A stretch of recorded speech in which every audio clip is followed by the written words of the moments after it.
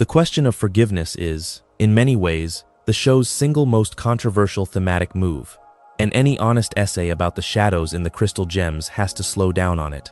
The show, from very early on, is interested in forgiveness as a moral practice.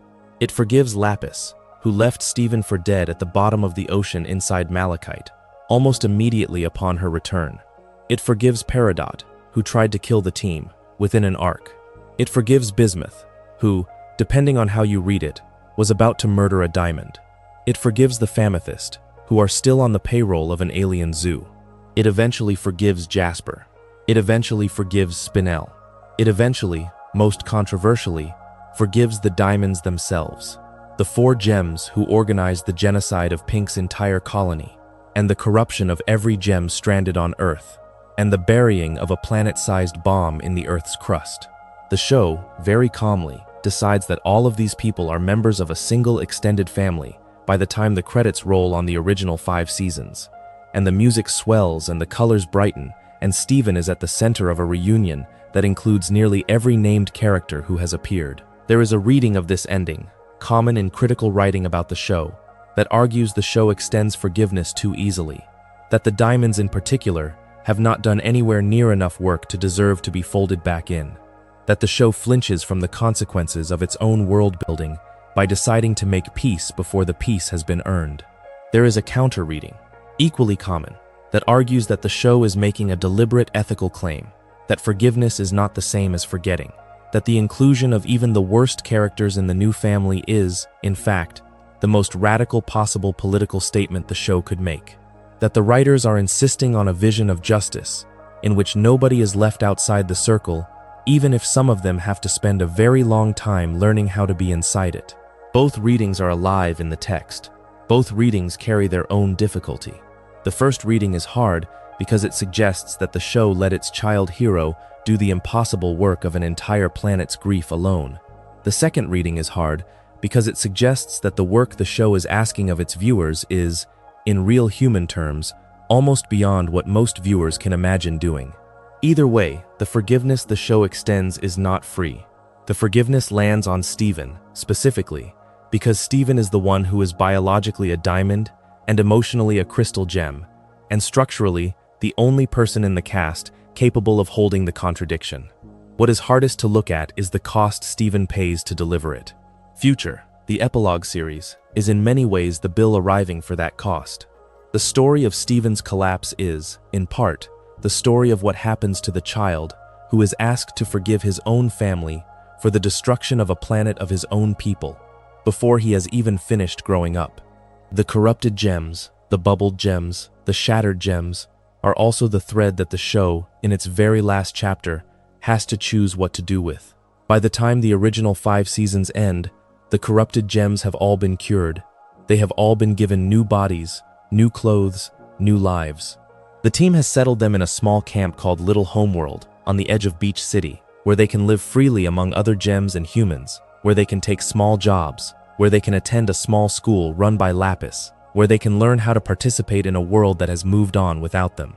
The shattered gems, however, are not given that gift. The shattered gems are dead, in the show's terms.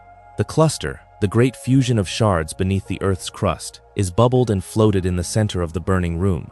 But it is not given a body the way Centipedal eventually is. It is held. The crystal gems do not yet know how, or whether, to attempt to undo what was done to the shards inside it. The wide silence here is the one the show is honest about.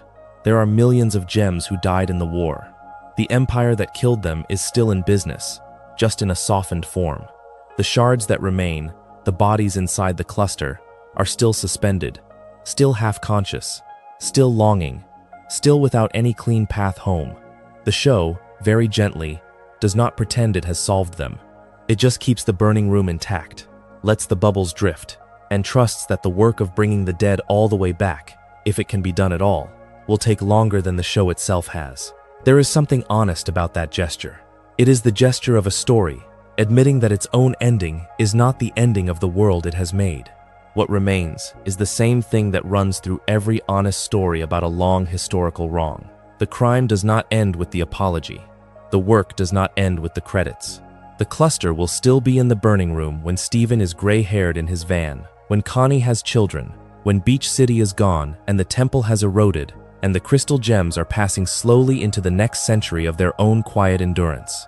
The crystal gems burning room is, in a way, a metaphor for what every household carries. The room where the unfinished things live, the place you can walk past every day without opening the door.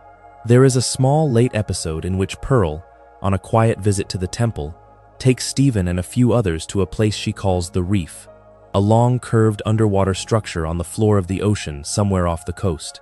The Reef, she explains, is where pearls were made.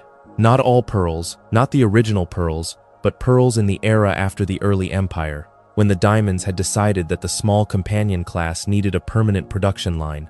The Reef is a curved architectural wonder, full of glowing pools and slow, oily machinery, and walking through it is one of the most unsettling experiences the show offers. The machines down here, our Pearl explains, were not made for combat, they were made for shaping. Each pearl was, in effect, sculpted to fit a specific owner, with the owner's preferred color, and bow size, and facial type, and voice range, like a custom car ordered for a wealthy buyer. Our Pearl walks through the chamber with the calm of a person who is back in the showroom that built her. She points out the molds. She points out the polishing pools. She points out, very gently, the small place where her own initial pattern would have been chosen by Pink Diamond from a list of options. There is a moment in the episode where Pearl shows the team a model of an off-color pearl, a pearl whose form did not quite emerge correctly, that the system would have discarded. The off-color pearl in question is a kind of crumpled, deflated version of the pearl design, with no face and no agency. The leftover material of an industrial process the Empire considered unfit for use. What the Reef makes plain is that it is, in effect, a beautiful underwater factory for people, and our Pearl, the one who has been the auntly second mother to Stephen for the entire show, was assembled in it the way the rest of us assemble furniture. She does not, in the moment, sound traumatized by it. She sounds, the show is careful to suggest, like a person who has had a very long time to make peace with the conditions of her own manufacture. But the chamber itself, the slow drip of oil, the empty molds, the quiet of a once busy facility, all of it is the show telling you, again, that the family on the beach was built out of the wreckage of a system that did not consider any of them people in the first place. The hard thing about the Reef is the simple physical evidence that they were made to be tools, and the small daily miracle of the show is the fact that they spent the rest of their existences becoming something else anyway. There is a long thread, often underexplored in casual conversation about the show, that has to do with the fact that the crystal gems originally numbered many more than the 4 or 5 we know.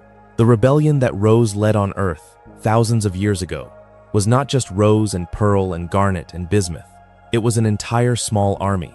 There were quartzes who defected. There were rubies and sapphires and jaspers and bismuths who decided the war they had been told to fight was not the war they wanted to fight. There were aristocrats. There were lab technicians.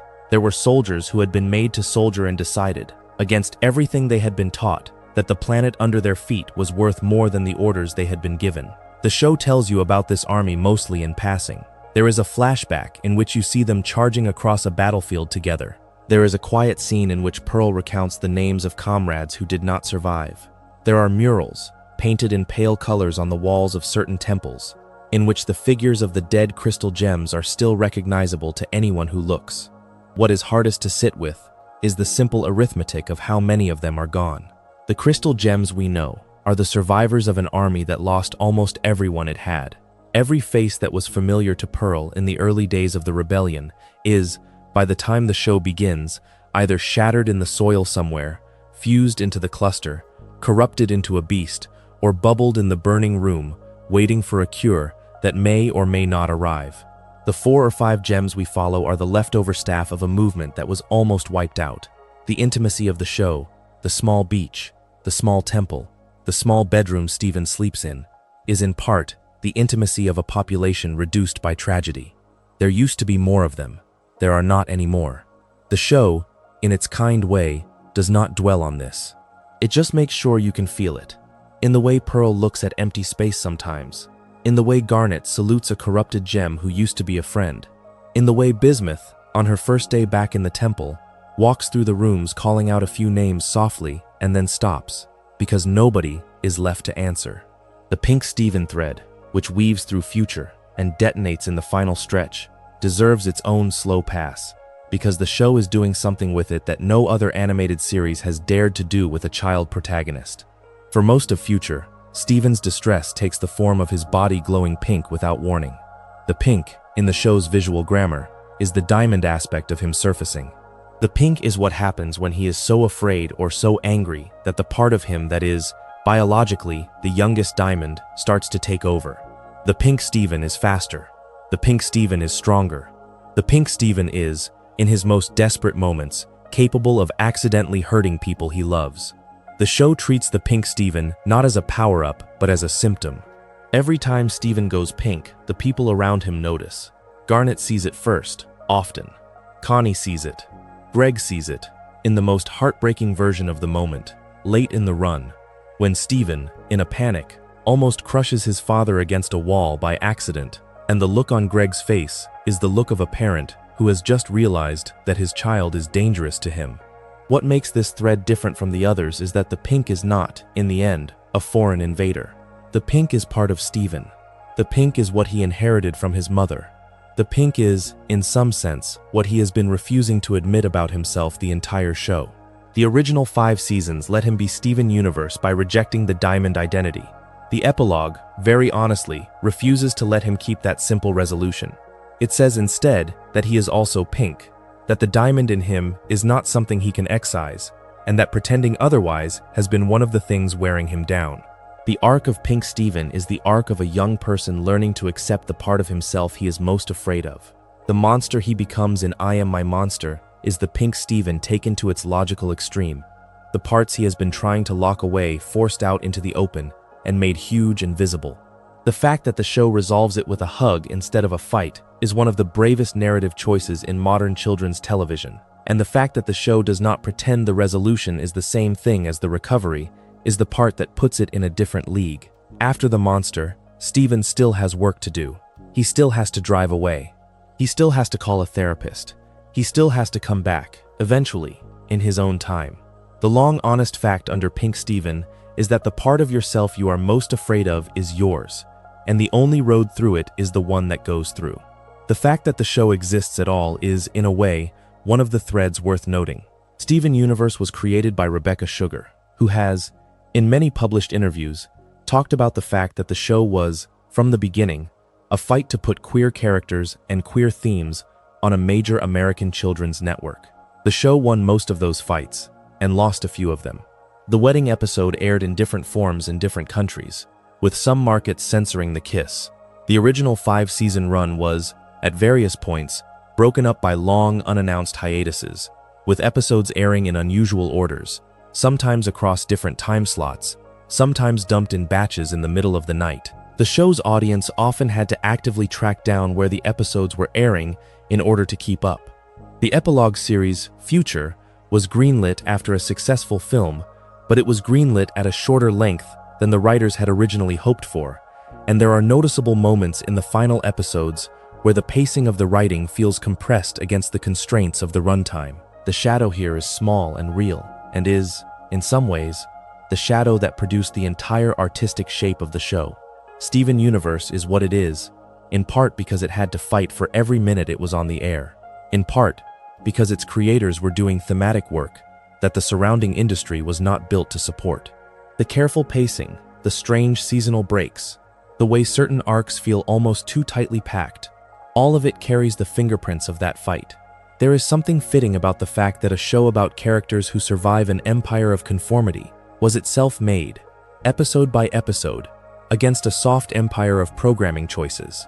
The fact that the show exists at all, the way it does, with the care it carries, is one of the small miracles of the era it was made in.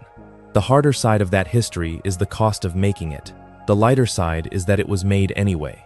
The songs themselves are a thread, if you listen carefully.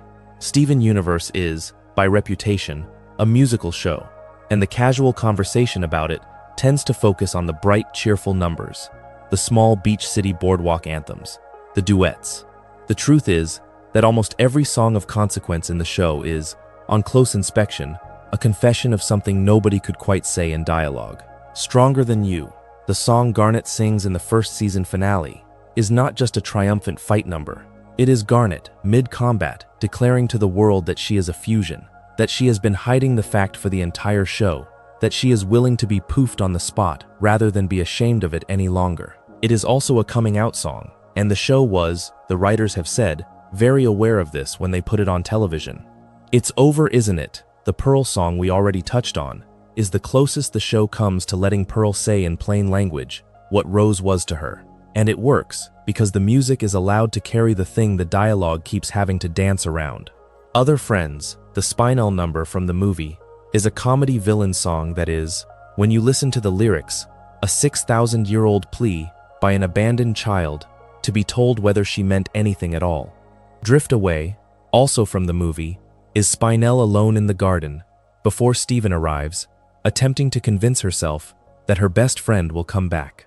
Change Your Mind, the song from the long finale arc, is Steven proposing to White Diamond, in front of the largest possible audience, that she has been wrong about who she is. Every important emotional reveal in the show is, at some point, encoded into a song, and the songs land precisely because the writers had figured out that a kids' network would let you put any line of dialogue you wanted to into a song that young viewers would happily memorize. The small, almost subversive technical fact here is that the songs of Steven Universe were, in many cases, the only place certain truths could be safely said. The songs are how Pearl could tell Steven about her love for his mother without quite saying it out loud. The songs are how Garnet could tell the audience about her own identity. The songs are how the show, in general, managed to get past the soft censorship of the era it aired in. That the songs are also beautiful is the bonus. That the songs were necessary, in some cases, in order for the truths to be told at all, is the part the show does not call attention to but that is sitting under every single number. The very last thread to pull on, before we close, is the one about the children watching. Steven Universe was made for an audience of children, and the children who watched it grew up alongside it. The original series aired across the second half of the 2010s, and the epilogue closed at the very beginning of the 2020s, which means that an entire generation of viewers was, in some sense, raised partly by this show. They were watching when Garnet was revealed to be a fusion. They were watching when Pink turned out to be Rose. They were watching when the diamonds reached for Steven through the screen and tried to pull him out of his own body. They were watching when Steven, finally, in I Am My Monster, asked, in a child's voice and a child's body, for the people he loved to please hold him. The thread, if it is a dark one, is the fact that a great many of those children have written, in the years since, about how the show was the first place they encountered certain ideas. The first depiction of a queer marriage, the first depiction of non-binary identity, the first depiction of a recovery from abuse, the first depiction, in some cases, of a parent admitting they had made mistakes, the first depiction of long-term trauma as a real and present force in a child's body, the first depiction of the idea that the people who hurt you are sometimes also the people who love you, and that what you do with that contradiction is one of the projects of being alive. That a show on a Saturday morning network was the first place a generation met those ideas is, in some sense, a hopeful thing, and in another sense, a quietly worrying thing. It means the show was doing work the surrounding culture had not been doing, and it means the surrounding culture is, even now, still catching up. The Crystal Gems, in this last reading, are not just a family of magical aliens on a beach. They are a teaching family. They are the structure through which a story about empire and grief and love and consent and identity and the long, slow work of becoming yourself was placed in the hands of children. What sits inside that gift is the responsibility it asked the children to carry. What is lighter is that many of them, all evidence suggests, have been carrying it well. There is one more small scene that deserves a slow pass before the final reflection, and it is the scene with the scabbard. In an early episode called Rose's Scabbard, Pearl takes Steven up into the mountains, to a place where, she says, the original Crystal Gems used to camp during the war. She shows him the view. She tells him a few stories, the kind of stories an older relative tells a young child when the young child has finally reached the right age to hear them. And then she gives him a scabbard, an empty leather sheath that used to hold his mother's sword, and she tells him that the sword itself has been lost for a very long time, that nobody really knows where it is, that the scabbard is what is left. Steven, of course, finds the sword later, in the place a person who has watched a lot of cartoons would expect to find it.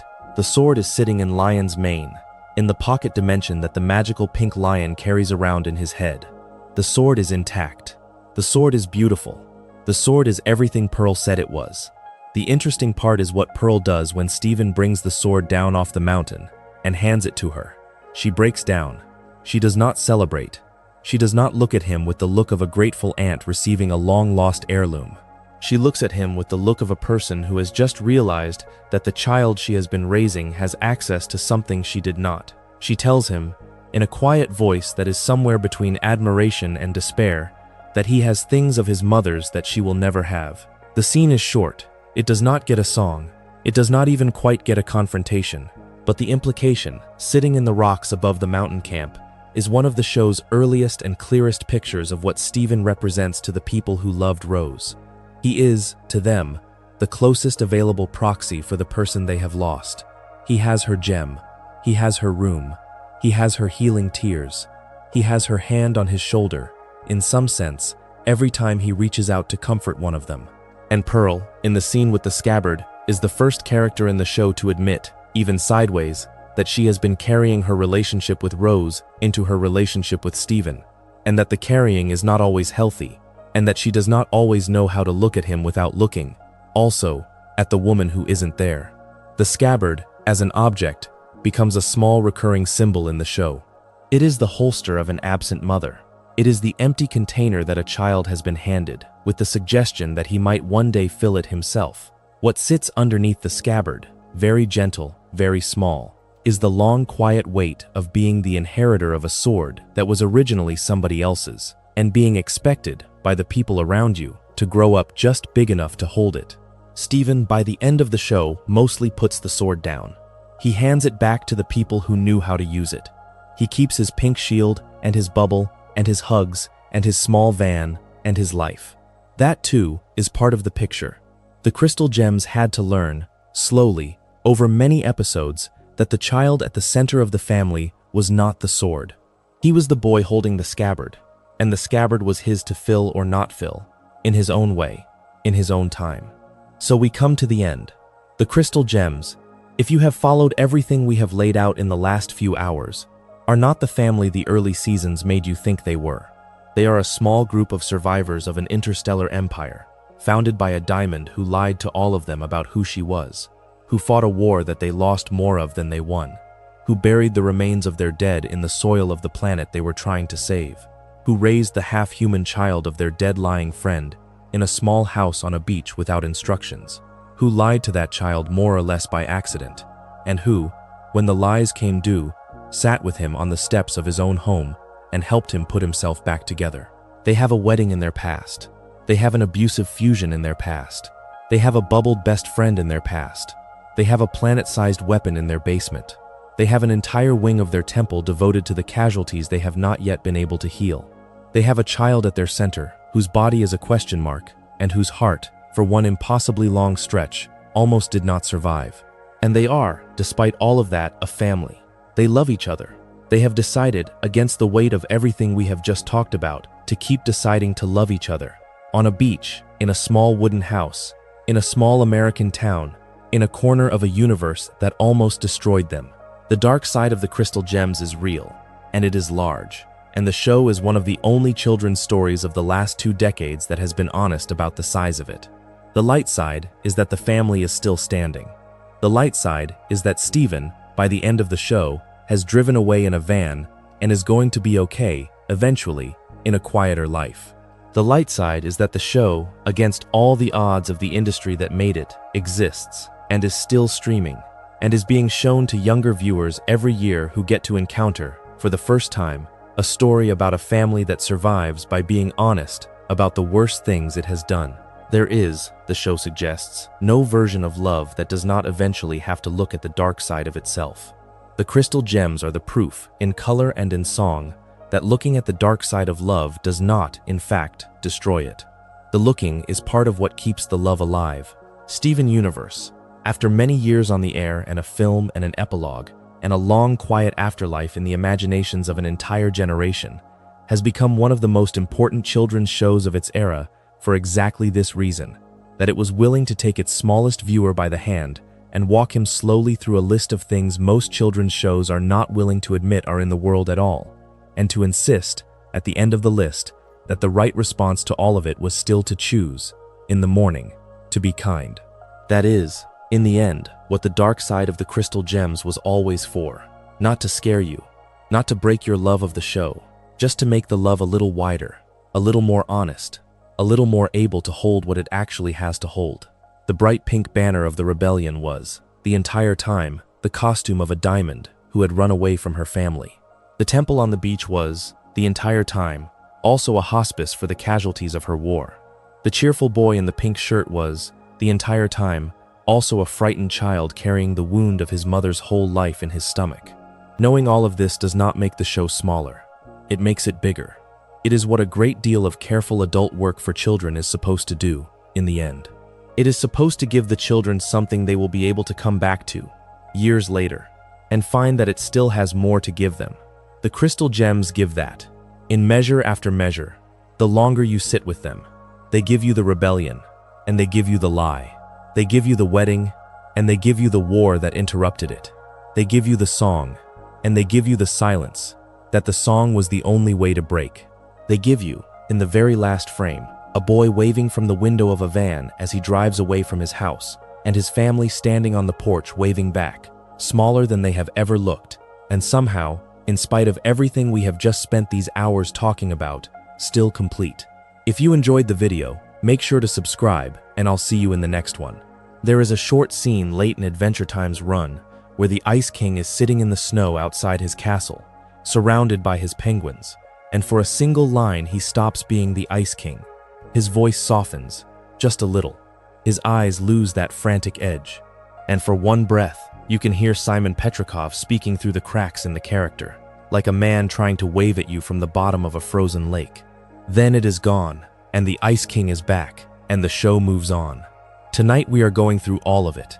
Every step Simon took from the man he was, to the thing the crown made of him, to whatever he became after.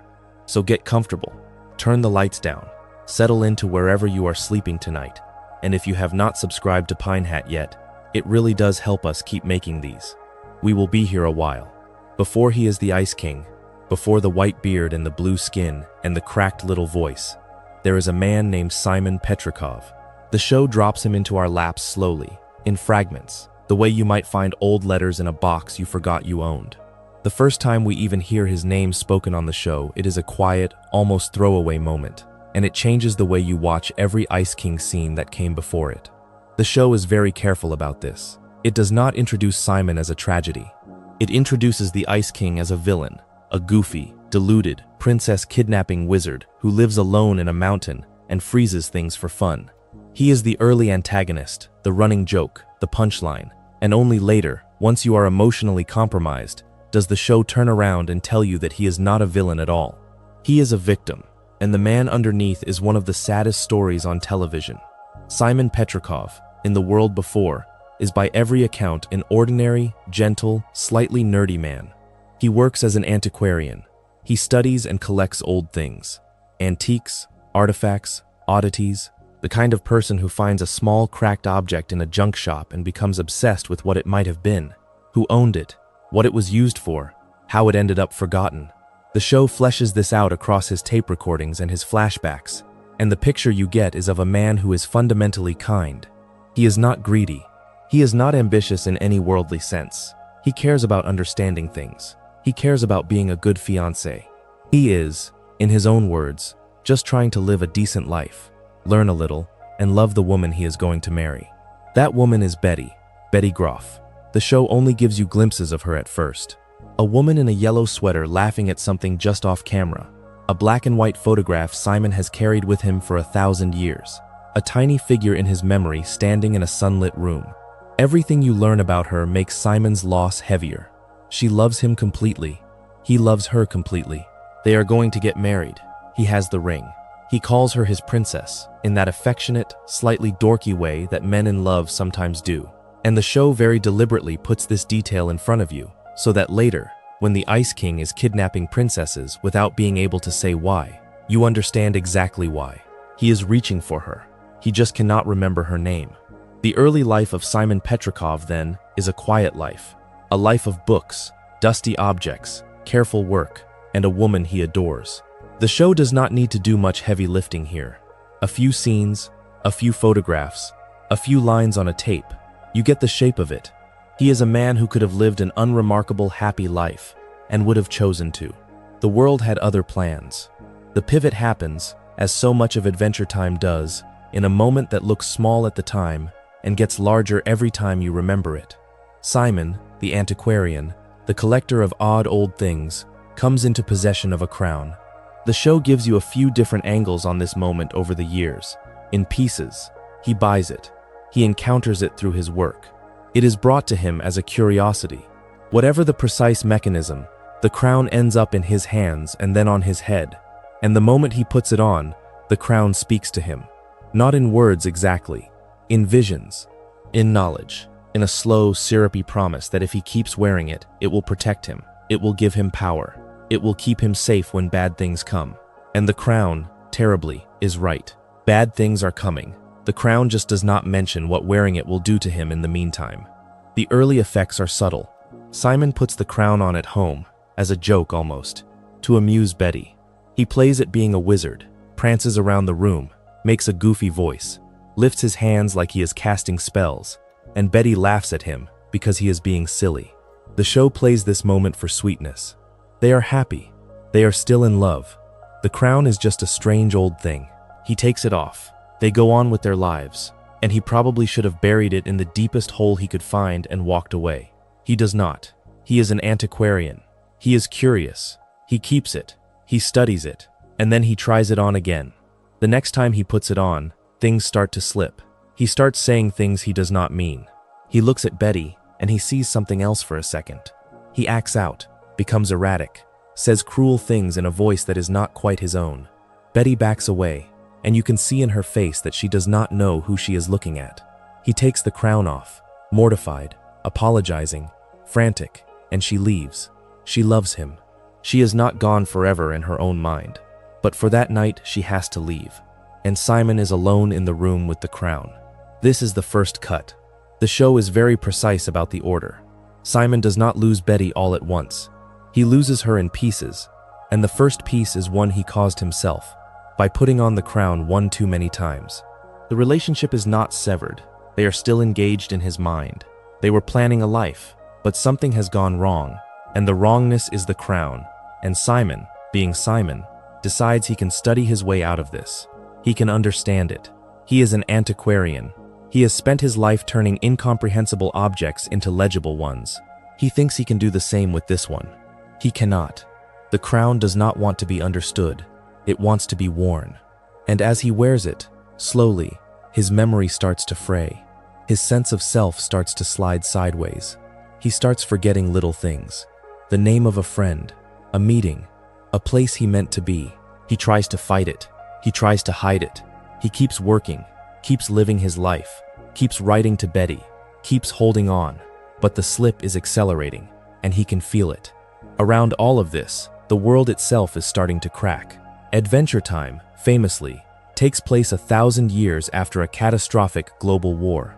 The show is not always specific about the war's mechanics, but the broad shape is clear. There was a human civilization that looked roughly like ours. Something destroyed it.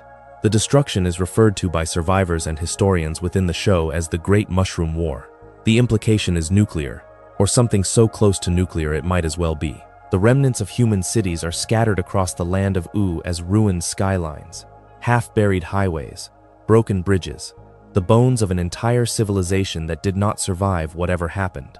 And Simon Petrikov is one of the very few people who watched it happen with their own eyes, and remembered, and survived. The show puts this together for you with extraordinary patience. It does not explain the war at once. It scatters it through episodes you assumed were about something else. A flash of mushroom-shaped clouds in a memory, a glimpse of a bomb being made, a line of dialogue about how the missiles came down, a photograph of a city that is no longer there. The longer you watch, the heavier the world becomes. Because every joke, every adventure, every weird candy creature in the Candy Kingdom is taking place on top of a buried catastrophe. And Simon was there for it. He watched it. He felt it. He survived it. And the only thing keeping him alive was the crown that was eating him. The Mushroom War, when it finally arrives, does not happen in clean lines. The show suggests in scattered flashbacks and in Simon's own tape recordings that things began to deteriorate while he was already losing himself. The world was tilting toward the war while he was tilting away from his own mind. He is trying to find Betty. He is trying to make sense of his work. He is trying to ignore what the crown is whispering. And then the missiles come, and the people he loves either die or scatter, and the world he knew turns into ash. And the only thing he can find afterward, the only thing the crown has left him with, is the ability to live through it. He cannot freeze. He cannot starve. He cannot easily die. He just has to wander what is left of the world, with the crown getting heavier every year, and his memory getting lighter every year, and try to find someone, anyone, who needs him. This is where the story turns from tragedy to something stranger, because eventually, in the wreckage of the post-war world, Simon does find someone who needs him. He finds a child, a small, dark-haired, half-demon child, wandering through a destroyed city by herself. Her name is Marceline. She does not know where her mother is. She does not know what the sky is doing. She does not know why everything is on fire. She is alone. And Simon, who is still mostly Simon at this point in his life, who can still remember his own name and his fiancée and the way the world used to look, kneels down in the ash and offers her his hand. The show paints this scene with such restraint that it almost hurts. Simon is wearing a tattered coat. His hair is starting to lighten at the edges. He looks tired in a way you cannot fake. By this point, he has been carrying the crown and its visions and its slow consumption for long enough that he is not the man he was, but he is also not the Ice King yet. He is in between. And he sees this child, and something inside him that the crown has not yet eaten reaches forward. He picks her up. He carries her. He gives her a stuffed bear he finds in the rubble. He names the bear Hambo, and from that moment, he is her guardian. The show comes back to this guardianship more than once across its run, and each time it does, the picture sharpens. The defining piece is the Season 5 episode that focuses on Simon and young Marceline traveling together through the ruined world. It is one of the most loved episodes Adventure Time ever made, and rightfully so. The episode shows Simon doing everything in his exhausted, half-corrupted power to keep a small child safe in a place where almost nothing is safe. He carries her on his back. He sings to her. He scrounges food. He fights things that are larger than him. He uses the crown when he has to. Even though every use accelerates the loss of his own mind, he does it because she needs him to. And the entire time, you can see him slipping, slipping, slipping. He keeps trying to write things down so he will not forget. He keeps trying to hold on to her name. He keeps trying to remember Betty's face. The crown keeps pulling. The famous moment in that episode, the one people quote and remember and put under fan art, is the moment Simon sings to little Marceline at the end. He is on the verge of fully becoming the Ice King. He knows it. She knows it, in the way a small child can know that a parent is going somewhere she cannot follow. And he sings her a small, quiet song, a snatch of an old drinking tune, a scrap of something he half remembers from before. The cruel joke of it is that nothing in his life is going to stay. Nothing has, nothing will. He is singing a promise of normalcy he cannot keep, to a child he is about to forget, in a world that has already ended. It is one of the saddest pieces of writing the show ever produced. After that, the timeline gets vague, on purpose. The show does not give you a clean account of how many years pass between Simon disappearing into the wilderness with the crown on his head and the Ice King appearing as a known menace in the Land of Ooo. The implication is centuries, possibly close to the full 1,000 years between the war and the present of the show. He survives because the crown will not let him die. He wanders, freezes things, builds, breaks, forgets. Some of what he does in those centuries we glimpse in fragments. Some of it we never see. Marceline grows up without him. She becomes a vampire, then the vampire queen, and she also lives across those centuries. And the two of them are out there in the same broken world, but they lose each other almost completely. He forgets her. She does not forget him. That asymmetry is the engine of so much of what comes later.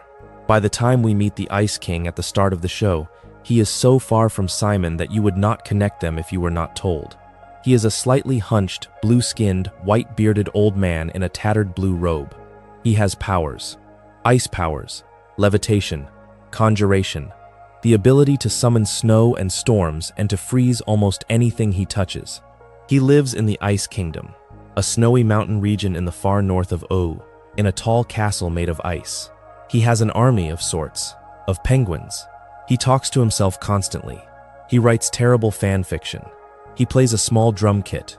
He flies around the world looking for princesses to abduct, and he abducts them with absolutely no plan for what to do once he has them. He is, in early Adventure Time, almost pure comic relief. A bumbling, clumsy, slightly creepy old wizard who is mostly there to give Finn and Jake something to punch. That is what the show wants you to see at first. The Ice King as villain. The Ice King as joke. He shows up in the first episode. He shows up in the second. He shows up in the third. He is the recurring problem. Finn and Jake fight him. They mock him. They roll their eyes at him. They have, in the early seasons, no particular reason to feel sympathy for him. He is just there. He is annoying. He keeps stealing princesses. He keeps trying to marry them. He cannot understand why this is wrong. He cannot understand why nobody likes him. He cannot understand why he is alone. This is the trick. The show puts the tragedy under the surface, and then, very slowly, almost episode by episode, lets it leak through. The first cracks are tiny. The Ice King makes an offhand comment about being lonely that lands a little too hard. He sings a song that is just a little sadder than it should be. He cries about something, and you cannot quite make yourself laugh at it. Finn notices, sometimes. Jake notices, sometimes. The audience starts to notice. And then the show begins to unfold him. The princess kidnapping pattern is the first piece of the puzzle. From the outside, it is the most antagonistic thing he does. He flies to a kingdom, picks up a princess, takes her home, and tries to marry her. The princesses universally hate this. They scream, they fight back, they get rescued, the cycle repeats. It is a sitcom premise. It is dark only if you look at it from outside the show's tone, but the show eventually makes you look at it from inside his mind. He is not kidnapping princesses because he wants to harm them. He is doing it because somewhere, inside the layers of the crown's corruption, he remembers loving a woman he called his princess. He remembers wanting to marry her. He remembers being someone's fiancé. He cannot remember her name. He cannot remember her face. He cannot remember anything specific about her, but the shape of the wanting is still there. And so he reaches, blindly, for the closest thing that fits the shape. A princess. Any princess. He does not know why. He just knows he is supposed to be with one. The show makes this explicit later, in the Holly Jolly Secrets tapes, in I Remember You, in his own monologues. The princess pattern is grief without memory. It is the muscle memory of love operating on a brain that no longer remembers who it loved. The cruelty of it, the comedy of it, the sadness of it, all rest on this. The thing he is doing is wrong. The reason he is doing it is unbearable. And the show holds both of those things in its hands at the same time. Around the kidnappings is the larger household. The Ice King does not live alone in the strict sense. He lives in his castle with a flock of penguins, who he treats as something between pets, employees, and family. Most of these penguins are essentially interchangeable to him. He uses the name Gunter as if it might be the name of any penguin in the castle. He calls them Gunter, scolds them as Gunter, praises them as Gunter, occasionally yells the name in fond exasperation at a penguin that has just knocked something over. Penguins, in the world of Adventure Time, do not really speak. They make a kind of soft, contented sound, the famous wank wank that fans have spent years quoting back at the show. And the Ice King talks to them as if they understood every word, which, in a strange way, is its own kind of grief. His penguins are not really an army, no matter how he frames them. They are company, they are warmth. They are the only living things that consistently want to be around him. He cuddles them, he sings to them, he fusses about their well-being. He decorates the castle for them at the winter holidays. The early seasons play this for laughs, an oddball wizard treating his pets like courtiers. But the later seasons make it clear that the penguins are most of what is keeping him sane. He needs to take care of something. He needs something to take care of him back. The crown has stolen almost everything else. The penguins remain. There is also, importantly, one specific penguin, who turns out to be much more than a penguin. The show plays a long game with this, and we will come back to it later. For most of the show's run, Gunter, the most consistently named penguin, is treated as a slightly bratty companion who is jealous of any attention the Ice King gives to anything else. The audience reads this as a running joke. The truth, hidden in plain sight for years, is that Gunter is something far older and stranger than a penguin, and the Ice King has been quietly raising a cosmic entity inside his own home without knowing it. We will come back to that. Outside the castle, the Ice King's life is largely defined by his attempts to be near other people. He is, at heart, lonely. The show is not subtle about this once it decides to stop being subtle. He throws parties nobody comes to. He invites Finn and Jake over for dinner. He shows up at Princess Bubblegum's events even though he is not welcome. He insinuates himself into wherever there is warmth, even when he is the one freezing things. The reason Finn and Jake's relationship to him slowly shifts across the series is that they keep seeing this. They start as kids fighting a villain. They end as something closer to caretakers of a sad old man. Finn is the entry point into this shift, because Finn is, from the first episode, a hero in a very specific moral mode. He is not interested in punishing people. He is interested in helping them. He spends 10 seasons trying to figure out what being a hero actually means, which is one of the quiet engines of the show, and the Ice King becomes a complicated test case. The Ice King keeps doing terrible things. The Ice King also keeps being pitiable, vulnerable, and clearly not in his right mind. Finn at first solves this by punching, then by humoring him, then by listening to him, then, by the later seasons, by actively trying to help him, even when the help is rejected, even when the Ice King says something disturbing, even when he reverts to type and ruins everything. Jake's relationship to the Ice King is more comedic for longer, but Jake also softens. There are episodes in which Jake essentially babysits the Ice King through emotional crises. There are episodes in which Jake teaches him how to play music, or how to host a dinner, or how to be a friend. There is the running gag that the Ice King keeps showing up uninvited to the tree fort, and the boys keep grumbling about it. But the show makes you notice that they never actually turn him away. This building friendship is one of the slow miracles of Adventure Time. It does not announce itself. It happens episode by episode, gesture by gesture, until you look up one day and realize that Finn and Jake are basically the only friends the Ice King has in the world, and that the Ice King, in his addled, broken way, loves them. The show then begins to use that friendship to crack the character open, and the first major cracking happens in the Holly Jolly Secrets episodes. Holly Jolly Secrets is a 2-part episode from early in the show's run. By the time it airs, you have spent enough time with the Ice King to find him annoying, sympathetic, and a little bewildering, but you do not yet know who he is. The Holly Jolly Secrets episodes are the first time the show pulls back the curtain. The story is on its surface a Christmas-adjacent caper. Finn and Jake steal a stash of secret videotapes from the Ice King's castle, and then are pursued by a vengeful Ice King who is terrified that they will watch the tapes. They eventually do, and what they see is not what they expected, and not what we expected, and not what the Ice King has ever told anyone. The tapes are recordings, personal recordings, made by a man named Simon Petrikov, who looks human, who has dark hair and glasses, who speaks like an educated, gentle person, and who is the man the Ice King used to be. Across the tapes, Simon explains, in a calm, almost academic voice, what is happening to him. He explains that he is an antiquarian, that he has acquired a crown, that when he wears it, he changes, that the changes are getting worse, that he is losing pieces of himself, that he is afraid, that he loves a woman named Betty and is engaged to her, that he is trying to stay himself for her, but he can feel it slipping, that he wants somebody, someday, to know what happened to him in case he is no longer able to tell them. It is one of the most devastating watches in the series, because Finn and Jake watch it with you. They watch this man, whom they have spent years treating as a clown, sit in a quiet room and confess that he is losing his mind. They watch the recordings progress. They see the hair turn lighter, the skin start to blue, the eyes start to glaze. They see Betty leaving. They see Simon's voice change, get higher, get smaller, get closer to the Ice King voice that they have been laughing at for years. And then the tapes end, and the boys sit there in silence, because there is nothing to say. The Ice King himself, when he catches up to them, does not remember any of it. He cannot watch his own tapes and recognize himself. He is furious that they have his stuff, but he is not heartbroken, because the heartbroken part of him is gone. He just thinks they are spying on his diary. Finn and Jake, who now know everything, do not tell him. They cannot. He would not understand. They send him home gently. They watch him fly off into the snow, and the episode ends with the boys looking at each other in the quiet, having gained a piece of knowledge they cannot give back.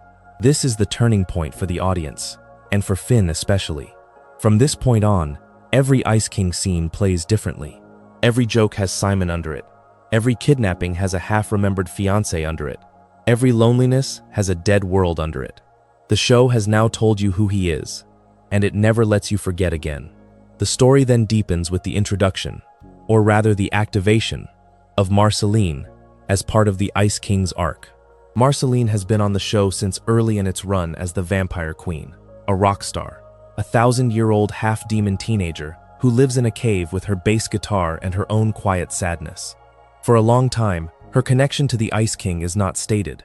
The show drops hints, a flashback here, a look there, a toy she carries, a song she sings, but it does not become explicit until the show is ready. When it becomes explicit at full volume. In the episode commonly considered the emotional center of the entire series, the Season 4 episode I Remember You. The premise is simple. The Ice King wants to write a song. He goes to Marceline's cave to ask for her help, because he has decided they are old friends. Marceline reacts with irritation, then exhaustion, then with a kind of weary tenderness that the audience does not yet understand. They sit down to try to write a song. The Ice King, in his usual addled way, contributes nonsense and goofy rhymes. Marceline, increasingly, tries to use the song as a way to ask him if he remembers her, if he remembers what they were to each other. If he remembers anything, he does not. Not at first, not consistently. The episode is built around the moments where he almost surfaces. He looks at her, and for 1 second, he sees a small child he carried through the ash. Then he loses it. He hums a melody that he wrote for her 1,000 years ago, and he does not remember writing it. She finds a piece of paper with lyrics he wrote when he was still mostly Simon, words begging her to please forgive him for whatever he does in the future when he is no longer himself, asking her to please remember that he loved her, that he would never have hurt her by choice, that the crown is making him do this. And she reads it, in front of him, and he does not understand why she is upset. The song they end up singing together at the end of the episode is one of the most quoted pieces of Adventure Time, a duet in which Simon's old lyrics, written when he could still write, are sung by Marceline as a confession back to him, while the Ice King, the man he is now, sings his own oblivious lines in counterpoint. He is happy. He is having fun. He is glad they are friends. He is on his way somewhere else inside his own mind. And Marceline is sitting next to him, holding the song he wrote her, watching him not be able to come back. It is grief and tenderness in the same frame. It is the show telling you, with everything it has, that this is what the crown has done. Not just to him, but to everyone around him. I remember you did something to Adventure Time as a show. It crystallized the Simon arc as the spine of the series. Every Ice King episode after that lives in its shadow. The show had been quietly telling you for years that he was a tragedy. With I Remember You, it forced you to look directly at the tragedy and refuse to look away. The Ice King would still be funny. He would still kidnap princesses. He would still write terrible fan fiction. But you would always know, now, what was underneath. From that point forward, the show takes Simon out of the locked box and starts using him directly. Marceline begins to seek out the Ice King more often. She tells Finn and Jake about who he used to be. The four of them, in their odd, overlapping way, begin to function as the closest thing to family the Ice King still has. He does not always understand it. He misreads their care as friendship, or as competition, or as opportunity. But it is care, and little by little, it begins to bring something forward. The Simon and Marcy episode, which we touched on earlier, is the next major piece. It airs in Season 5 and shows, in detail, the years right after the war. Marceline as a tiny child, Simon as the not yet quite Ice King, the two of them moving through the ruined world together, trying to find food, trying to survive, trying to outrun the worst of the things the war has left behind. The episode shows Simon putting on the crown to fight off a deranged figure who is threatening them, and you see what each use of the crown costs him. He gains the power to protect her. He loses another piece of his memory. He gains the strength to keep her alive. He loses the ability to recognize her clearly. By the end of the episode, when he sings to her in the alley, you understand exactly what kind of trade he has been making all these years just to keep her safe. That episode is also where the fandom found a recurring piece of musical comfort, a quiet little promise of a song sung in the ruin.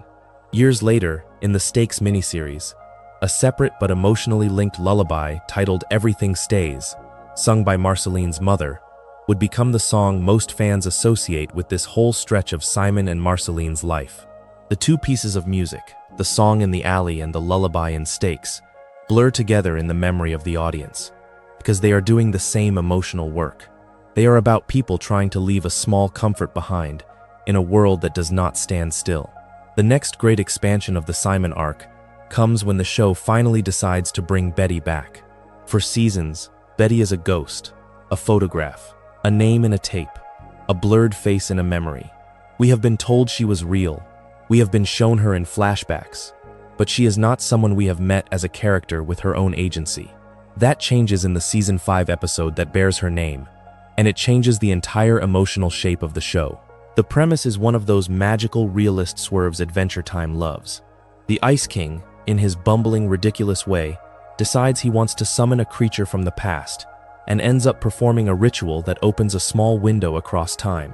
Through that window, instead of summoning the creature he intended, he pulls his fiancée Betty out of her own life, from a moment in the distant past, and drops her into the present. She lands in front of him. She sees him. She sees what he has become. And the show, in one cut, takes a tragedy that has been about loss and turns it into something even crueler. Because Betty is now here. She is here. She has crossed centuries to reach him, and the man she crossed centuries for does not exist anymore. Betty's reaction is one of the most quietly devastating sequences in the show. She does not run. She does not faint. She does not reject him. She looks at the blue, withered, addled creature in front of her, and she sees Simon. She sees him through everything the crown has done. She decides, in that moment, that she is going to find a way to bring him back. She accepts that her old life is gone. She accepts that the world she came from has ended. She accepts that everything she ever knew has been buried under 1,000 years of ash, and she still chooses him. This is the moment Adventure Time turns Betty into one of its most important characters. From that point on, her entire purpose is the recovery of Simon. She studies. She experiments. She becomes obsessed with magic and science, and any blend of the two that might give her a way to undo what the crown did. She moves through the seasons as a sometimes calm, sometimes feverish, always single-minded figure, looking for the lever that will release him. She is, in some ways, the mirror image of Simon. He has lost everything because of the crown. She has come forward in time and is trying to claw it back, by force if necessary. The show treats her search with respect and with realism. She does not get an easy answer. She tries one thing after another, and most of them do not work. She becomes attached to other figures along the way, including a wizard named Magic Man, who is himself one of the show's many tragic figures, a former resident of Mars who lost his own love and went mad with grief. There is a long stretch of seasons in which Betty's arc is to chase, fail, and slowly become a more powerful and more fractured version of herself. The crown has scarred Simon. The pursuit of undoing it is starting to scar Betty. In all of this, Simon is not just a passive object. There are stretches where the Ice King is temporarily restored to Simon and gets to feel what it is like to be himself again, briefly. There is an episode in which a magical book of spells, or a piece of butterfly magic, or a moment of weather and circumstance gives him a brief window of clarity. In these moments, he is everything you remember from the tapes. He is gentle. He is thoughtful. He is broken. He is grateful. He says the right things. He tries to thank Finn and Jake. He tries to apologize to Marceline. He tries to find Betty. And then the magic fades, and the crown reasserts itself, and he is the Ice King again, oblivious, kidnapping, singing badly to his penguins. Each of these clarity episodes is a small heartbreak in itself, because Simon is, in those moments, fully aware that he is going to lose himself again. He says goodbye to people. He tells them he loves them. He squeezes their hands. He puts the crown back on. He has to. A version of this question, in one form or another, hovers over Simon's whole arc, and fans have come back to it for years. If Simon could go back, if he could reach across time and warn his younger self not to pick up the crown, would he do it? The franchise eventually nudges you toward an answer that no easier story would risk. He cannot, in good conscience, refuse the crown, because if he never picks it up, he will not be there to find Marceline in the ruined city. He will not be the man who carries her. He will not be the man who gives her hambo. He will not be there to sing her a song in the alley. He will not be her Simon. And so, knowing what it will cost him, the only honest reading of his character is that he chooses the suffering. He chooses to lose himself, on purpose, so that the child he loves will not be alone. That moral shape crystallizes Simon Petrikov as one of the most morally adult characters in any animated series. The crown is not the antagonist of his story. The cost of love is the antagonist of his story. He pays it twice. The show is asking you to sit with that, and it does not flinch from the answer. While all of this is happening on the human level, the show is also slowly expanding the lore of the crown itself. For a long time, the crown is just a haunted object, a cursed thing, a wizard's relic. But the later seasons begin to pull on its history, and the picture gets stranger and older. The crown turns out to be the work of an ancient ice elemental named Evergreen, who lived in the very deep prehistoric past of Ooo. Evergreen, according to the lore the show eventually puts forward in a flashback episode, was a wizard, an elemental being of ice, who saw a catastrophe coming, a comet on a collision course with the world. He decided he needed to create a crown that would allow whoever wore it to save the world. He poured his power into it. He poured his fear into it. And then, in a moment of household chaos, his crown ended up being used by the wrong person at the wrong moment, by his apprentice, a small green creature whose name in that distant past sounds very much like Gunter. This is where the show plays its long con. The name Gunter, in that ancient past, is the apprentice. The same sound, spelled differently sometimes in fan conversations, ends up centuries later as the name the Ice King uses for his penguins. The crown is the same crown. The world is the same world. The lineage runs all the way through. By placing Simon's story inside Evergreen's story, the show is suggesting that the crown has always been an instrument of warding off catastrophes, at terrible personal cost. Evergreen tried to use it against a comet. Simon ends up using it against the Mushroom War. In both cases, the wearer is changed forever. In both cases, the price of stopping the world from ending is the loss of the self who would have lived in it. The Gunter twist is one of the show's most beloved long cons, and it deserves its own moment in this story. For most of the series, Gunter is the Ice King's favorite penguin. Cute, mischievous, a little grumpy, a frequent source of slapstick. The show plays him as a pet, and then, in one of the later season arcs, Adventure Time reveals that Gunter is not, in his deepest origin, a penguin at all. Gunter is, by most accounts, an enormous, primordial cosmic horror named Orgalorg, an ancient being from beyond the stars whose original form is something like a tentacled abyssal kraken god. Long ago, Orgalorg arrived on the Earth in a comet, was hit hard enough to be reduced to a tiny, mostly powerless form, and ended up wandering around Ooo as a penguin. The Ice King, in his loneliness, scooped this penguin up off the ground and named him Gunter, and treated him like a cherished friend, with no idea what he was actually housing. The reveal happens slowly. Across episodes, Gunter starts behaving strangely. He stares at the sky. He acquires power. He attempts to claim cosmic objects. Eventually, the form of Orgalorg starts to break through. The show plays this as a horror reveal, with extreme tension, but it also plays it for sadness. The Ice King, when he sees what Gunter really is, does not stop loving him. He keeps looking at the slimy, eyeball-covered, tentacled creature in front of him and seeing his Gunter. He says things like, "Are you still in there?" He says things like, "You are still my buddy." He is so starved for love that he is willing to extend it even to a being that, by every cosmic measure, should be unlovable. And in the end, the show suggests, this is exactly the thing that keeps Orgalorg from fully reasserting himself. The little form of Gunter has been loved long enough by the Ice King that it has become its own thing. The cosmic horror is still in there, but so is the penguin, and the penguin won. That is, in a strange way, one of the most important themes of the Ice King's life. He keeps loving things he should not be able to love. He loves Betty when he cannot remember her. He loves Marceline when he cannot remember her. He loves Finn and Jake even when they hit him. He loves the penguins. He loves Gunter even when Gunter is Orgalorg. He is, under all the crown's static, a being that wants to give love, and the more the crown corrodes him, the more raw and pure that desire becomes. It is one of the great paradoxes the show offers. The thing destroying him cannot destroy his capacity to care. It can only make that care more confused, more inarticulate, more incapable of finding its proper target. Now is a good moment to walk back through the texture of his daily life, because the story of the Ice King is not only the grand tragic arc, it is also the small accumulating evidence of who he is at any given moment, the textures of his loneliness, the rhythms of his castle. The show puts an enormous amount of work into making the Ice Kingdom feel like a real place, even though it is mostly empty.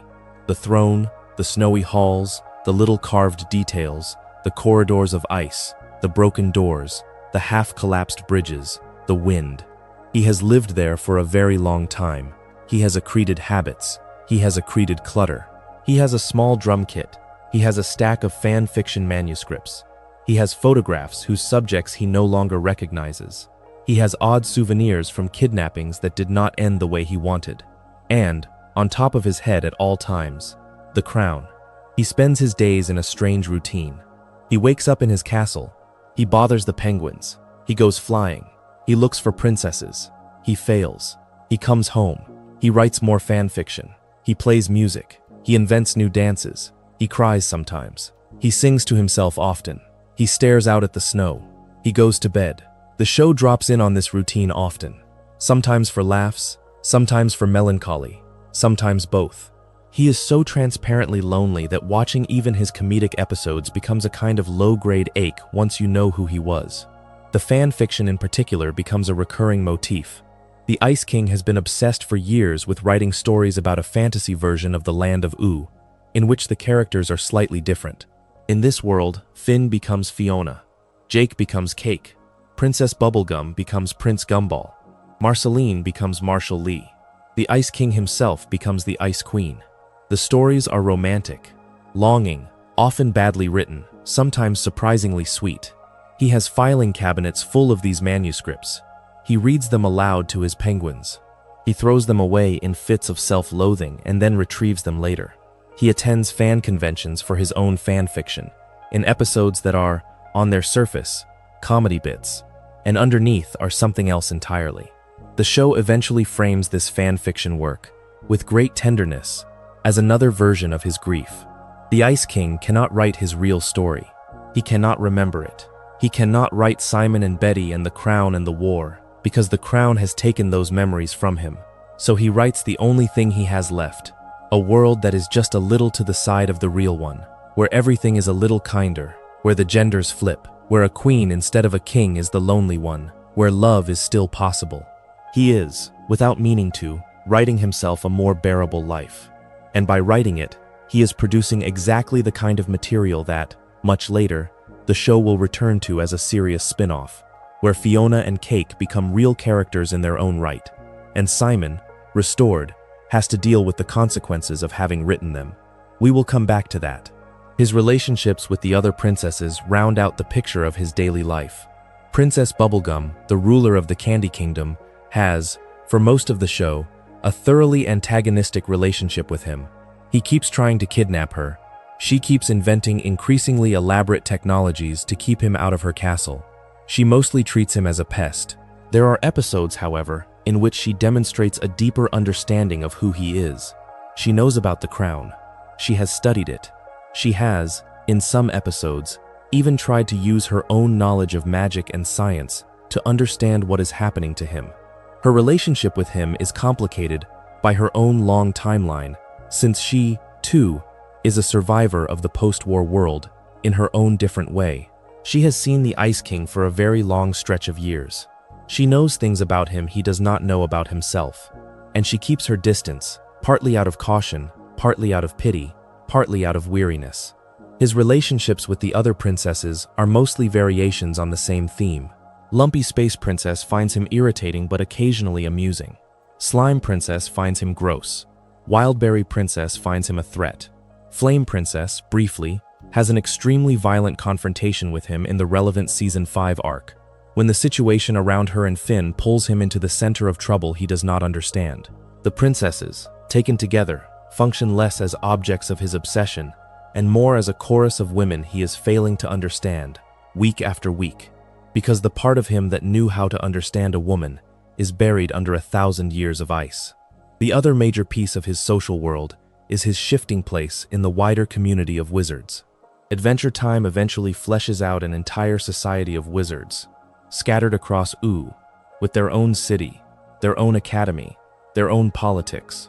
The Ice King's place in this society is itself a little tragic. He is recognizable to them as one of the most powerful ice wizards in the world. He is also widely considered embarrassing, immature, and a problem to be managed. The wizard establishment generally finds reasons to avoid him.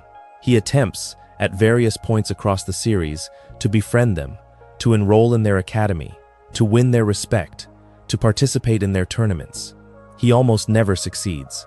The wizards see him as a sad old man who happens to be enormously powerful, and they fear what he might do but do not want to be near him. His outsider status among the wizards becomes especially important much later, in the Distant Lands era, when Simon Petrikov, finally restored, has to confront his old reputation among them. The wizards remember the Ice King. They do not necessarily believe in the new Simon. They have to be convinced. But we are getting ahead of ourselves. Back in the middle of the show's run, before any restoration is on the table, the most important thread is the slow recognition by Finn and Jake of how much they care about the Ice King. There is an episode in which the Ice King, depressed beyond his usual baseline, decides to give away all his possessions, and the boys are the ones who turn up to make sure he is okay. There is an episode in which he gets sick and they bring him soup. There is an episode in which he is forgotten by everyone, including Finn and Jake, due to a magical mishap, and Finn and Jake claw their way back to remembering him because something feels missing. There is an episode in which he tries to throw a fancy dinner party, and they show up early to help him set the table. The show is, very carefully, building a family of choice around him. Marceline, Finn, Jake, eventually Betty, eventually Princess Bubblegum when she warms up. These are the people who are going to be there when the crown finally lifts. But before the crown lifts, before any of the resolution can happen, the show has to set up the final catastrophe of the series, and the Ice King's story is woven through it. The final catastrophe of Adventure Time is a being called GOLB. GOLB is one of the show's strangest creations. He is a cosmic entity of chaos, formless, multi-mouthed, vast, beyond comprehension. He is rarely shown directly. He exists outside ordinary causality. He is associated, in the show's mythology, with the deepest forms of breakdown, the collapse of meaning, the unweaving of being. He is, in the way the show talks about him, less a villain and more an absence. He is what happens when things fall apart at the level of reality itself.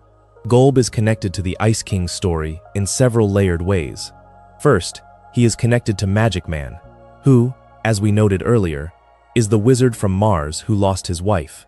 Magic Man has had a long history of interacting with GOLB, and his ongoing madness is, the show implies, the direct result of an encounter with GOLB that took his beloved from him.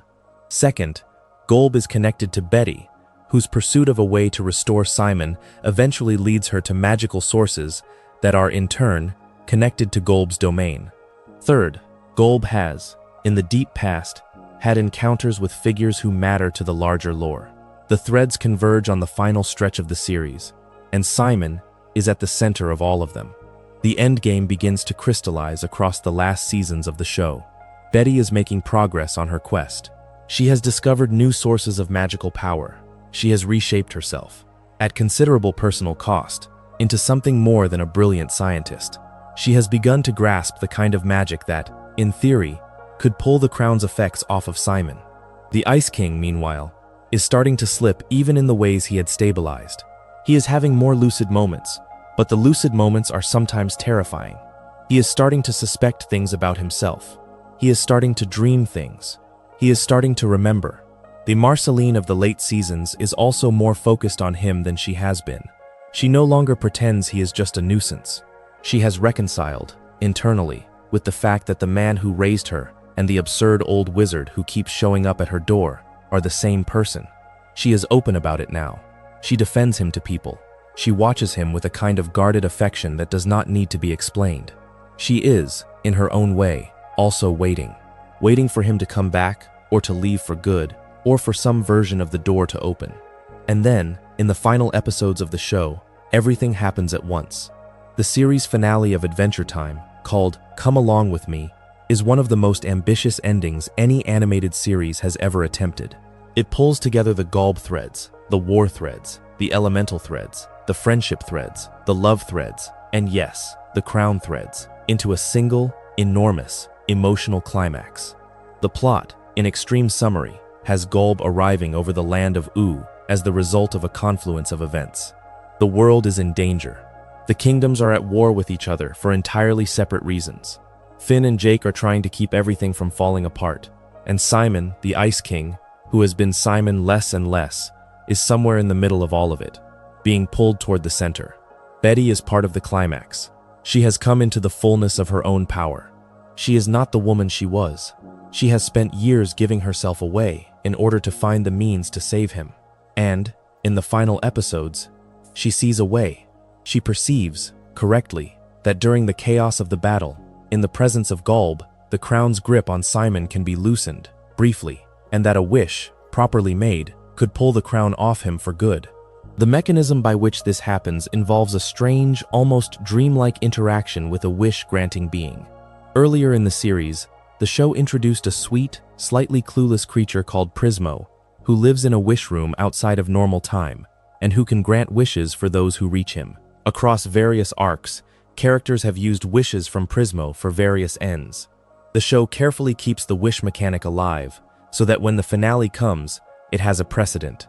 And it is Betty, in the climax, who reaches the right moment to make the right wish. What she wishes for, in essence, is that Simon will be safe, that the crown will release him, that he will not have to carry it anymore. She uses her wish for him, and not for herself, and the wish is granted. The crown lifts off Simon. He is, in that moment, no longer the Ice King. He is just Simon, an ordinary middle-aged man, blinking in the wind, looking down at his own hands, looking up at the woman he loved. He recognizes her. He says her name. But the wish has its own logic. The cost of his freedom is that Betty herself becomes entangled with GOLB in the same moment. She does not die, exactly, but she is taken, in a way that the show treats as ambiguous, possibly permanent, possibly redeemable, but in any case not the simple happy ending you might have hoped for. She has chosen, knowing the cost, to give her own future to save his. The two of them have, in a sense, switched places. She has spent so much of her life chasing him that, in the end, she finishes the chase by handing him back to himself and stepping into a void in his place. This is one of the great heartbreaking choices in the show. It is also one of the great moral statements of the show, which is that love is never free. You do not get to save someone without paying for it. You do not get to redeem someone without bearing some of the weight yourself. Simon walks out of the climax restored. Betty does not. There is more to the finale, of course. GOLB is dealt with through a combination of music, magic, and love, in one of the most emotionally maximalist sequences the series ever attempted. The kingdoms make their peace, sort of. Finn and Jake find their own resolutions, which are warm and bittersweet and not the subject of this video. And Simon, freed, has to go on living. The show leaves him in a complicated emotional state. He is grateful. He is mourning. He is suddenly the man he was, in a world that has moved on without him for 1,000 years. He has to learn how to be a person again. He has to mourn Betty. He has to find out what to do with the rest of his life. There is one detail at the end of the finale that the show, with characteristic strangeness, does not gloss over. When the crown lifts off Simon, somebody else still picks it up. That somebody, in one of the most haunting visual choices the finale makes, is Gunter, the little penguin who has been in the background of the Ice King's life for 10 seasons, who is also secretly an ancient cosmic horror named Orgalorg, but who is mostly Gunter, takes hold of the crown and is transformed. The crown's magic, no longer flowing into Simon, flows into the penguin, and Gunter becomes the new wearer, a successor of sorts, a continuation of the role that, the show implies, has always existed and will always exist. The lonely keeper of the cold who keeps the weight of the crown off everybody else. The finale plays this with a strange, almost reverent grief. Simon is freed. The crown finds a new vessel. The Ice Kingdom does not become a vacuum. The penguins, in a small, quiet sequence, gather around their new king, and the new king accepts the role without resistance. He does not fight it. He has lived with the Ice King for a long time. He understands what the role requires. He becomes, in his own way, the new strange figure on the throne, and Simon walks free. What follows in the show's own continuity, before the spin-offs, is left ambiguous. Adventure Time, after Come Along With Me, paused as a series. Simon's life after the finale, his grief over Betty, his attempt to reintegrate into a world that had assumed he was a clown forever, was not addressed within the original series. Fans had to imagine it. The show's writers had hinted at it. But it was the spin-off projects, especially Distant Lands and Fionna and Cake, that returned to Simon and told us what came next. Distant Lands is a series of 4 longer episodes that aired after the main show ended. 2 of them are not directly about Simon. Another centers on Marceline and Princess Bubblegum, deepening their relationship and filling in pieces of Marceline's family history. The Wizard City episode, the 4th of the set, is the one that returns most fully to Simon. It is generally referred to by fans as the Wizard City episode, and although its plot is structured around the candy butler Peppermint Butler enrolling in wizard school, it follows restored Simon Petrikov closely as he tries to find a new place for himself in the wizard world after the crown. The episode plays the premise as comedy at first, but it is, underneath, one of the most thoughtful things the franchise has ever done about what happens after a trauma like his. Simon, in the Wizard City episode, is a man without a clear future. He is grieving Betty. He is no longer the Ice King. He has been Simon Petrikov again for a comparatively short time, after centuries of being someone else. He is haunted by the question of what he is for. He has not chosen the wizard world because he loves magic. He has chosen it, by most readings, because he needs something to do, and because he wants to be useful, and because he is trying not to think about the things he cannot fix. He is, in many ways, a man trying to outrun a depression by enrolling in a program. The Wizard City episode follows him through new classes and new interactions. The other students, mostly children, find him an oddity. He is a middle-aged man among kids. The teachers are wary of him because of his past. The whole environment is geared toward youth, novelty, and the casual cruelty that comes with both. He is, in this setting, an outsider in a way he has not been since the war. The story develops into a mystery. There are missing wizards. There are conspiracies. There is the residue of old magic in the city. Simon, against his own intentions, ends up at the center of it. Without giving every beat away, the episode reveals that there are forces at play that want the Ice King back, that the world is not entirely comfortable with Simon having been freed, that the crown, even off his head, still has a kind of echo in the world, and that some people view him not as a rescued man, but as a missing piece. The episode forces him to confront a version of his own past, and to make a choice about whether he is going to allow himself to become the Ice King again in order to fit the role the world has prepared for him. He chooses not to.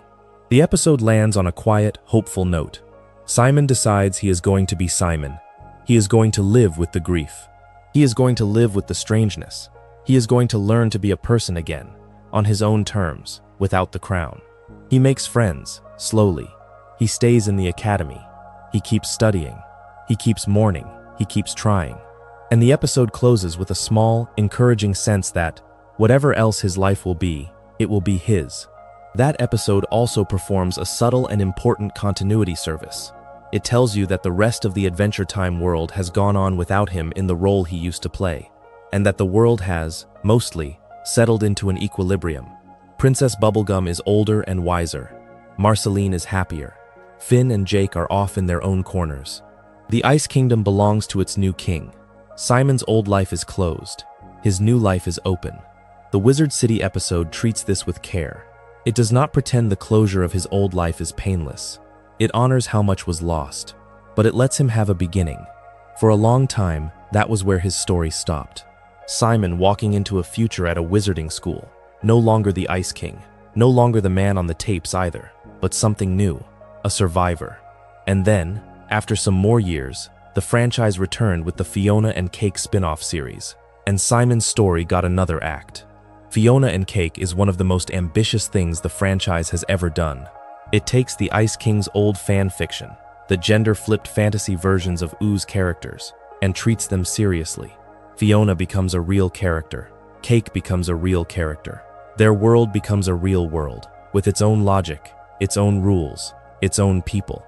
And Simon Petrikov is the bridge between the worlds. The premise, in its simplest form, is that Simon, depressed and adrift in the post-finale years, begins to suspect that the worlds he made up in his fanfiction may have, in some sense, been real. That a Fionna existed somewhere. That the act of imagining her, fueled by the crown's particular kind of magic, may have brought her into being. And that, if she existed, she may be in trouble. The series uses this premise to do something unusual. It places Simon, restored, at the center of a story that is not entirely about him. He is the adult. He is the mentor. He is the person whose old grief and old creativity have produced consequences in the multiverse that he now has to take responsibility for. He is forced to engage with people he wrote without meaning to. He is forced to confront the version of himself that the Fionna and Cake universe knows, which is the Ice Queen, not the Ice King.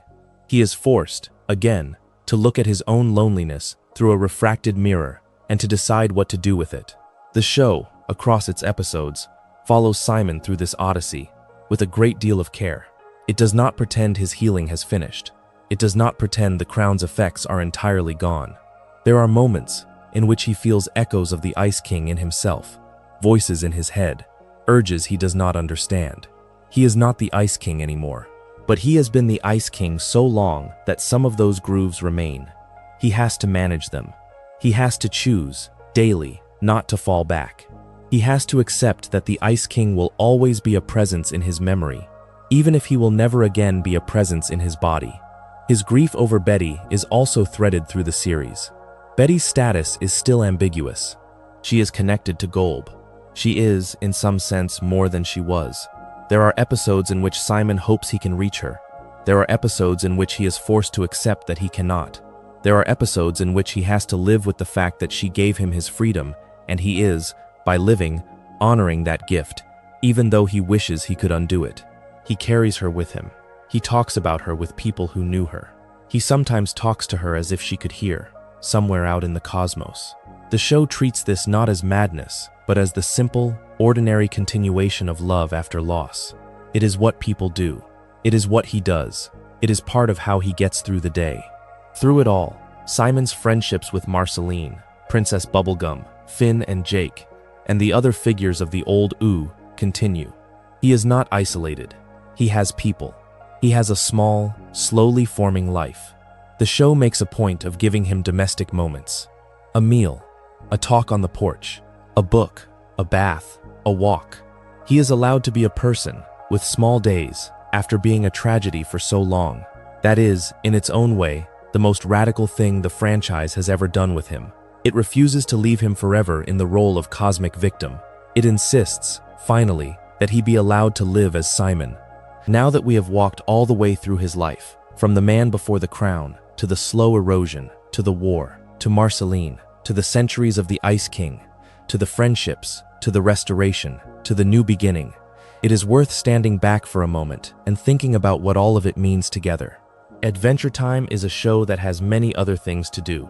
It tells Finn's story, Jake's story, Marceline's story, Bubblegum's story, the Elemental's story, the Lich's story, the larger story of Ooo and its long history. But Simon Petrikov is, in many ways, the spine that holds the whole thing up. His story is the one that turns the show from a whimsical adventure cartoon into one of the most emotionally serious animated works of its era. Part of what makes his story land is that it sneaks up on you. The Ice King is, for a long time, just a goofy villain. The show could have left him there. Plenty of children's shows would have. The decision to slowly peel him back, layer by layer, season by season, until the audience is forced to recognize him as a survivor of a catastrophe, as a man losing his mind to an object he cannot put down, as a guardian of a child he can no longer recognize, is one of the most patient pieces of long-form character writing animation has ever produced. The show trusted its audience to follow that arc across years. The audience did. Part of what makes his story land is also the specificity of the loss. Adventure Time is full of grand cosmic forces, ancient evils, lich kings, multiverses, time travel. The crown is not a metaphor for any one of those things. The crown is, very specifically, a metaphor for losing yourself. The show goes out of its way to make this resonance unmistakable. Simon's symptoms, while he is still mostly himself, are recognizable to anyone who has known someone with a degenerative condition. The forgetting of names, the slipping of routines, the flashes of clarity, the confusion of past and present, the reaching for a beloved face that is no longer reachable, the way the person you love becomes, sometimes, a stranger who is wearing their voice, the way the person they used to be becomes, sometimes, a stranger to themselves. This is, of course, the way many viewers have read The Ice King for a long time. As a portrait of dementia, as a portrait of mental illness more broadly, as a portrait of any condition that takes the self away from the body, the show does not insist on any one reading. It is too careful to do that, but it makes the reading available, and it does so with such tenderness that, for many viewers, The Ice King becomes a way of thinking about people they have known. There is also a great deal of craft on the production side that gives the character his weight, and it is worth pausing to acknowledge that craft because it is so much of why the arc works. The voice work is one of the central pieces. Tom Kenny, who provides the Ice King's voice throughout the series, has to perform a layered job that very few cartoon performers ever get to do. He has to play the Ice King as a comedic figure, full of squeaks and rants and self-pitying tangents, week after week, and he has to also play Simon as a quieter, more thoughtful presence underneath, whose voice rises through the cracks when the writers ask it to. The transitions are not just script work, they are vocal work. Kenny does them with a control and a warmth that, by the end of the show, made the simple act of his voice softening into something to brace for.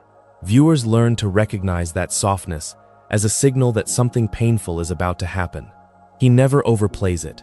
He lets the writing do the heavy lifting, but he is, at every step, the instrument that lets it land. The music is the other half of it.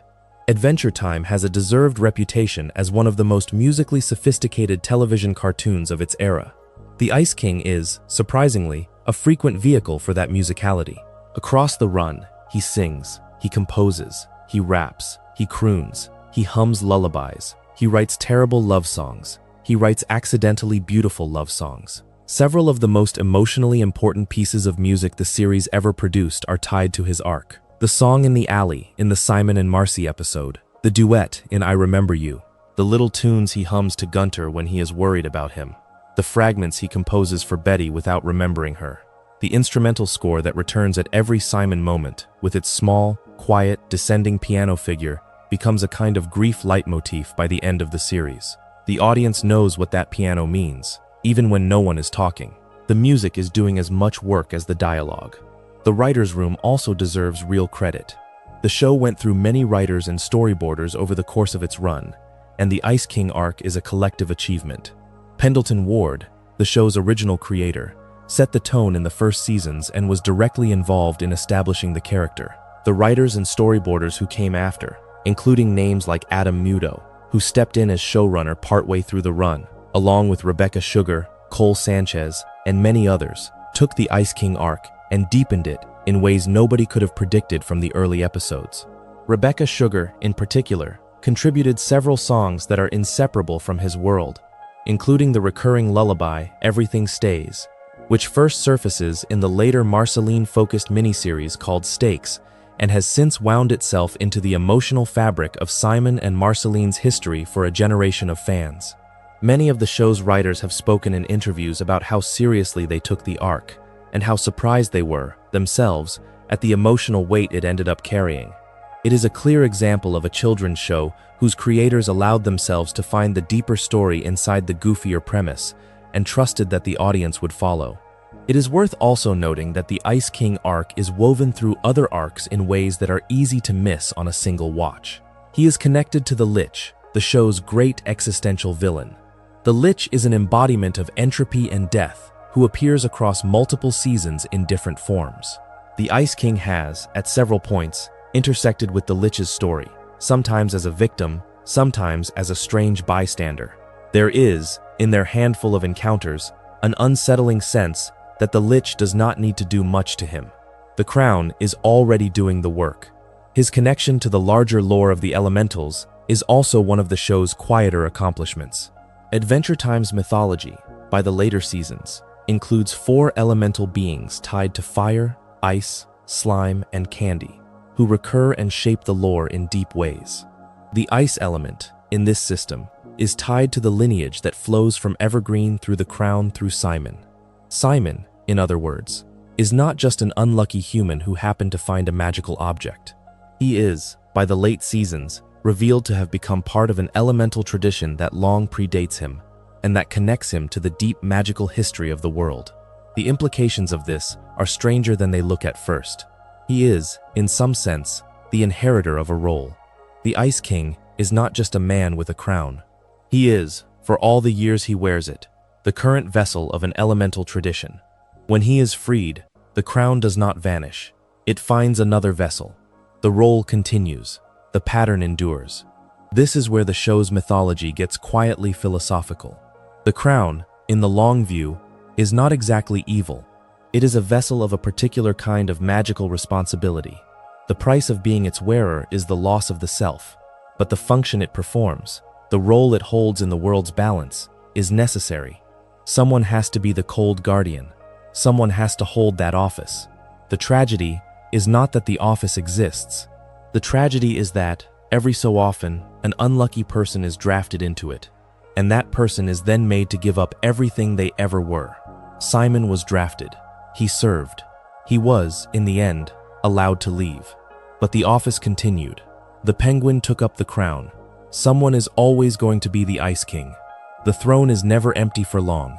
That sense of the throne as a continuing office, rather than a single villain, is a piece of moral imagination that the show does not announce loudly, but that quietly underwrites the ending. It is also a piece of imagination that connects Simon's story to the larger question of what kinds of suffering the world relies on. Adventure Time keeps coming back, in its quieter moments, to the idea that civilizations are built on top of buried sufferings. The Candy Kingdom is built on the bones of the war. The Vampire Queen is built on the trauma of a small girl in the ash. The Wizard City is built on centuries of magical labor. The Ice Kingdom is built on a man losing his mind in a crown. None of these sufferings are visible at first. They become visible only when you look hard. The Ice King is, in many ways, the show's primary lens for that idea. Every time you look at him, you are looking at a buried suffering that the world has decided to live with. And yet, for all of that, the show insists on hope. It insists that the buried sufferings can be exhumed, that the man inside the king can be recovered, that love, applied patiently across centuries, can win against an object that was designed to take love away. It insists this without being naive. Betty pays, Simon mourns. The penguin becomes the new king. The world does not become free of cold, but the specific person who was suffering specifically is allowed to be released. That is enough. The show takes that as the measure of its own moral seriousness, and it earns it. There are smaller moments in his arc that deserve mention, because they accumulate. The episode in which the Ice King discovers that his fan fiction has been read by other people, and feels a flash of true happiness at being recognized, even badly, even for the wrong reasons. The episode in which he tries to teach a class on wizardry, and is humiliated by everyone present. The episode in which he attends a high school he is not enrolled in because he wants to feel young again, and instead simply feels old. The episode in which he stares at a wall for an extended period because he has had a vision of something he cannot understand, and the show, in a brave choice, lets you sit with him in the silence. The episode in which Finn and Jake throw him a birthday party, and he is so confused by the kindness that he does not know what to do with himself, and ends up apologizing for crying. Each of these moments, individually, could be a throwaway. Together, they are a portrait. His relationship with food is one of the strange, recurring touches the show finds for him. The Ice King hoards. He keeps strange foods in his castle. He invents weird recipes. He occasionally eats things he should not eat. He is, in this respect, a man who has spent a long time alone with himself, and has become odd in the way that very lonely people become odd. The show treats this not as gross-out comedy, although it sometimes uses it as such, but as a textured observation about what living for 1,000 years inside a haunted ice castle would actually do to a person. He has nobody to be normal for. He has nobody to keep him on a schedule. He invents his own rituals. He invents his own meals. He calls them by names only he uses. He is, in this respect, also a portrait of what it might look like to survive too long. His relationship with the weather is another recurring touch. The Ice King controls weather, sometimes intentionally, sometimes by mood. When he is depressed, snow follows him. When he is angry, hail. When he is briefly happy, a kind of clear, almost spring-like brightness. The show uses this to externalize his interior state, without making it explicit. You can read his mood off the sky. The Ice Kingdom itself, in the long view, is partly his weather. It is colder than it should be because he is sad. It thaws, occasionally, when he is briefly content. After he is freed, in the spin-offs, you can see hints that the kingdom is shifting again, because the new king has his own emotional weather, and the climate is rebalancing. The show plays this lightly, but it is one of those touches that rewards careful viewing. His name itself is worth thinking about. Simon Petrikov. The show chose a name that is specific, ordinary, and lightly old-fashioned. It evokes a New York intellectual, a slightly bookish life, a person who would not have predicted himself into a fantasy story. The choice of name does subtle work. It keeps reminding you, every time it is used, that he is not a wizard in any folkloric sense. He is a guy. The Crown turned a guy into a wizard. The arc is the story of that translation, and of its long, slow undoing. It is also worth lingering on the role of writing in his life. The show is full of his writing, the tape recordings, the fan fiction manuscripts, the diaries, the notes he leaves for himself, the lyrics he scrawls, the letters to people he cannot remember. Simon is, fundamentally, a writer. He writes because he is afraid he will forget. He writes because he is trying to be remembered. He writes because he loves writing. The fact that his writing endures across centuries, that the tapes survive, that the fan fiction survives, that scraps of his words keep being found, is part of how the arc lands. He cannot remember himself, but he wrote himself down. And, eventually, the people who love him use those writings to find him again. The writing is the trail of breadcrumbs that lets the world recover him. That trail of writing is one of the most beautiful structural decisions the show ever makes. In Holly Jolly Secrets, Finn and Jake find the tapes and learn who he was. In later episodes, Marceline finds scraps of his old notebooks and learns what he wrote for her. In I Remember You, she finds the song he composed for her 1,000 years earlier, in a handwriting that no longer comes from his current hand. In subsequent episodes, fragments of his old writing keep surfacing, in old apartments, in old crates, in the deep archives of the wizards. Each time, a piece of the man underneath is recovered. Each time, the audience feels the slow restoration of a person who has been disassembled across centuries. He cannot put himself back together, but the world, slowly, is putting him back together for him. By the time the finale arrives and Betty makes her wish, an enormous amount of preliminary work has been done by his own past, which has been quietly reaching forward through years of paper. It is also worth pausing on Hambo, the small stuffed bear, because Hambo is one of the most quietly potent symbols in the show. Hambo is the bear Simon gives Marceline in the Ash after the war. She carries Hambo through her childhood. She carries Hambo into her vampire life. She loses Hambo at one painful point due to a relationship that ends badly, and then she has to recover Hambo, with help, across an arc that becomes its own piece of emotional weight. Hambo, in the end, becomes the physical token of what Simon gave Marceline. A small, mass-produced, sewn animal that was, in the right hands, the most precious object in the world. The fact that the show keeps coming back to Hambo, season after season, is the show's way of making sure that the love between Simon and Marceline does not vanish even when both of them are unable to articulate it. Hambo carries it. Hambo holds it. There is an episode in which Marceline, in her own arc, is reunited with Hambo after a long absence, and the reunion is not played for triumphal joy. It is played for tenderness. She holds the bear. She sits with it. She says small things to it, and the audience understands what the bear is. It is Simon. It is Simon when she cannot have Simon. It is the part of Simon that she got to keep when the crown took the rest of him away. The bear is not magic. It is not enchanted. It is just a stuffed animal. But it is the carrier of one of the great loves of the series. In a similar way, the show keeps returning to the small songs and lullabies of Marceline's childhood. The melody Simon sings in the alley. The recurring lullaby Everything Stays, which arrives later, from Marceline's mother in the Stakes miniseries. Both function as a kind of musical inheritance. They appear in different episodes, sung by different characters, in different keys. Marceline hums one of them to herself when she is alone. She sings to her own loved ones when she is reassuring them.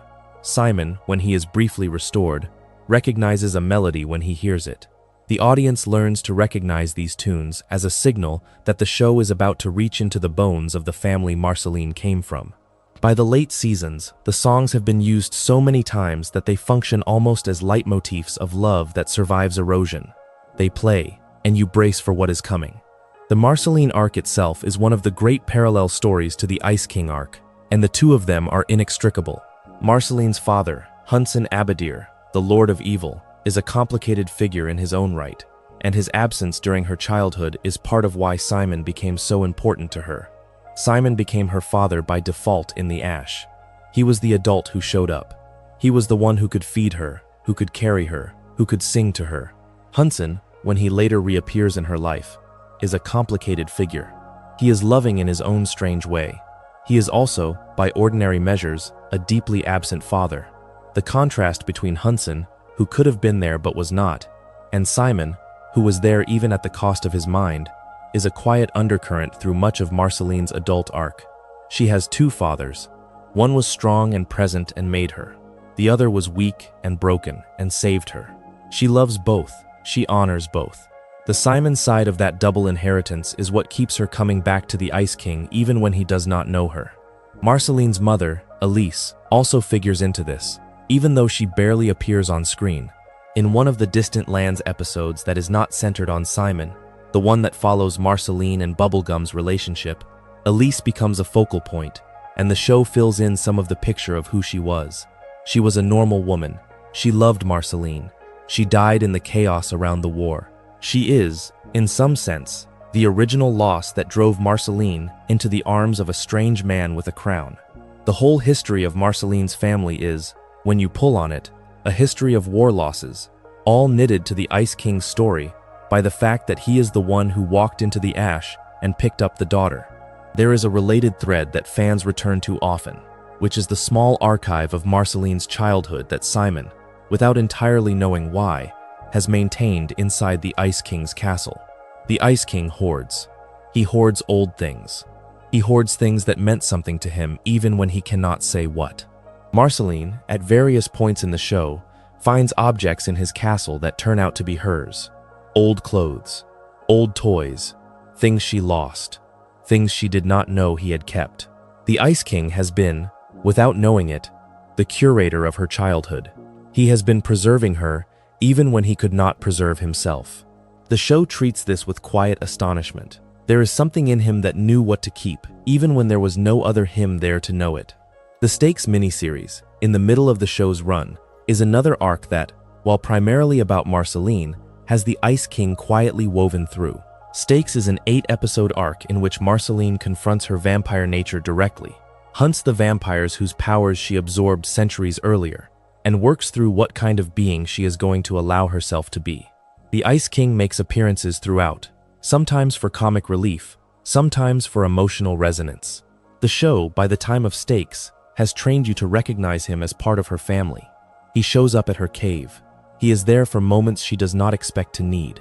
He sometimes says things that, by accident, land in the right place. He is, in the Stakes era, no longer fully outside her life. He is partway back inside it, even if neither of them quite admits it.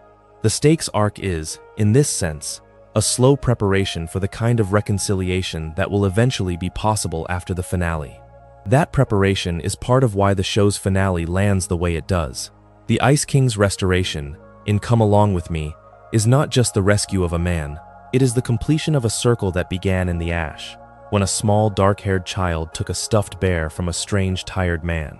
The circle closes in the very last moments of the finale, when Marceline, having spent the whole run of the show waiting for him without expecting him to come back, sees him standing in front of her as Simon, blinking, alive, free, and embraces him. It is one of those moments television rarely manages. a payoff that earns the years of setup. She holds him, he holds her back. He calls her by her name, she calls him by his name. The crown is off. The bear, somewhere, is still on her bed. The lullabies, somewhere, are still in her head. They have, after everything, made it back to each other. And then, in characteristic Adventure Time fashion, the show does not let that moment stop time. Life goes on.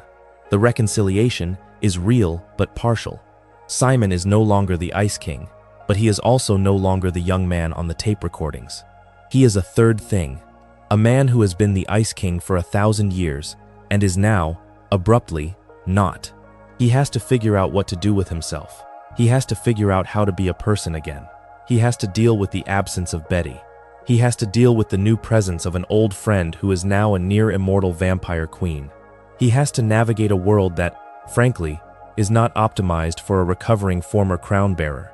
The reconciliation with Marceline is just the start of his second life. This is the place where the show, again, refuses to take the easy way out. It does not pretend the restoration solves anything except the specific magical problem of the crown.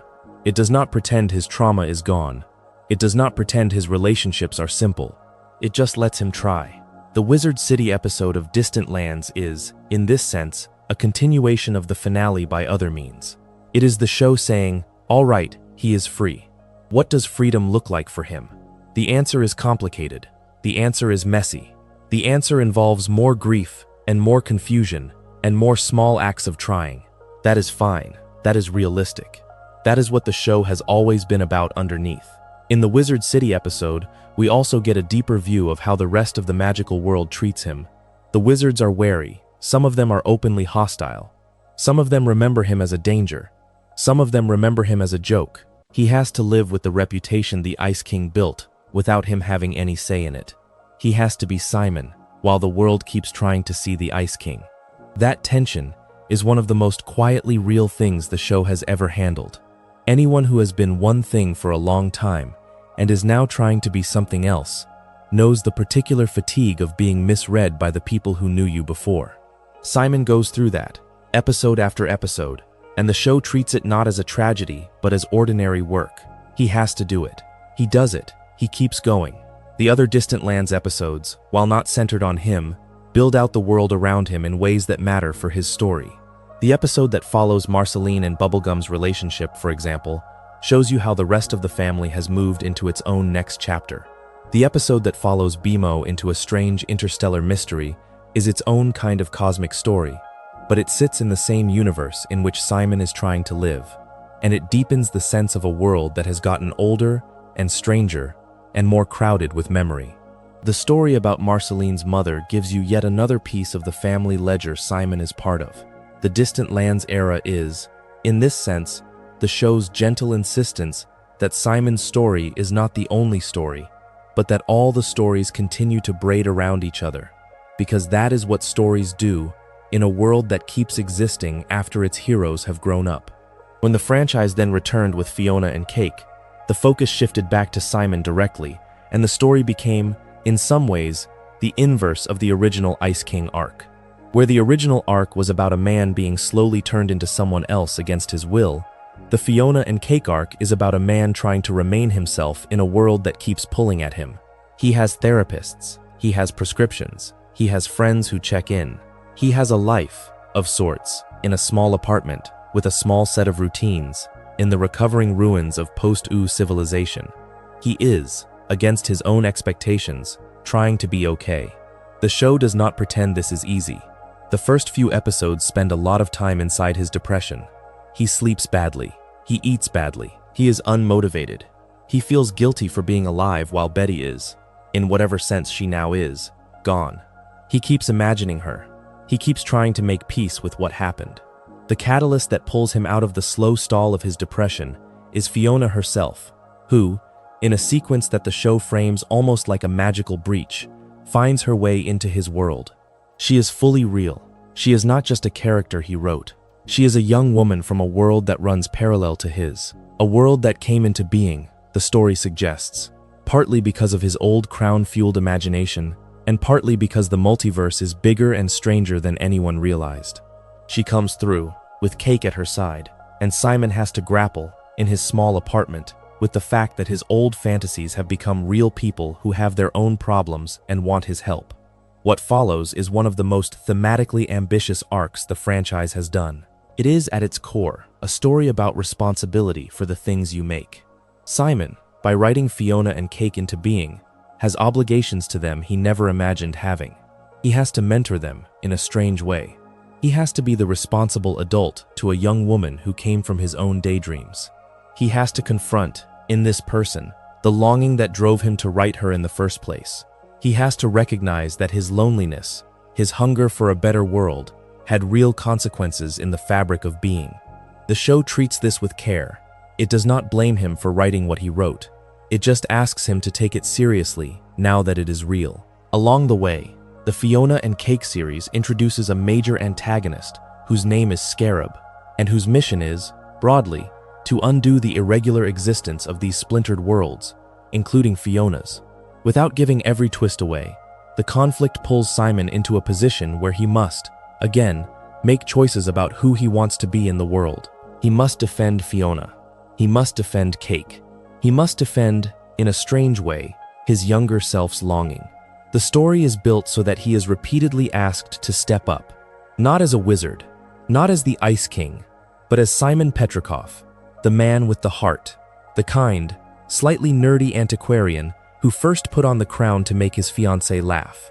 The series ends up being, in a strange and beautiful way, a vindication of who he always was underneath, by showing that even his daydreams, given form, are worth defending.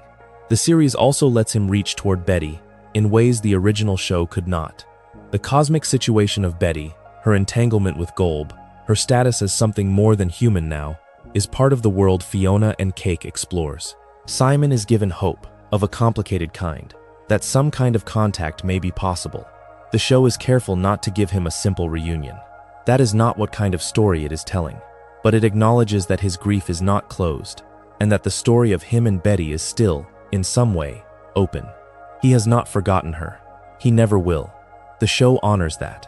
The Fionna and Cake series also gives him a kind of quiet revenge on the role the original show had stuck him in. He is, finally, the protagonist. The story is, finally, his. He gets to be the center of his own arc, in his own face, with his own voice, without the crown rewriting his actions into a goofy villain's plot. He gets to do good things and be recognized for them. He gets to make decisions that are entirely his. He gets to be tired. He gets to be loved. He gets to be the lead. After 1,000 years of being a footnote in his own life, he finally gets the camera turned around to him. The choice to give him that, late in the franchise's run, after so much suffering, feels like an act of mercy from the writers. Through all of these arcs, from the original series to Distant Lands to Fionna and Cake, the show keeps returning to a small set of themes that are worth naming directly because they are the spine of the whole project. The first is memory. The crown takes memory. Simon's whole story is a fight, lost and then partly won, for the right to remember himself. Memory, in Adventure Time, is treated as a basic moral good. To remember a person is to honor them. To forget a person is to lose part of yourself. Simon's tragedy is the slow theft of his own ability to remember. Marceline's heroism, alongside Betty's, is the long, patient act of remembering him on his behalf when he cannot do it himself. The show argues, gently but firmly, that what we owe to each other is to keep each other present, even when the conditions of our lives are trying to erase us. It is a small ethic. It is also a huge one. The Ice King's arc is the most extended dramatization of it. The second is identity under pressure.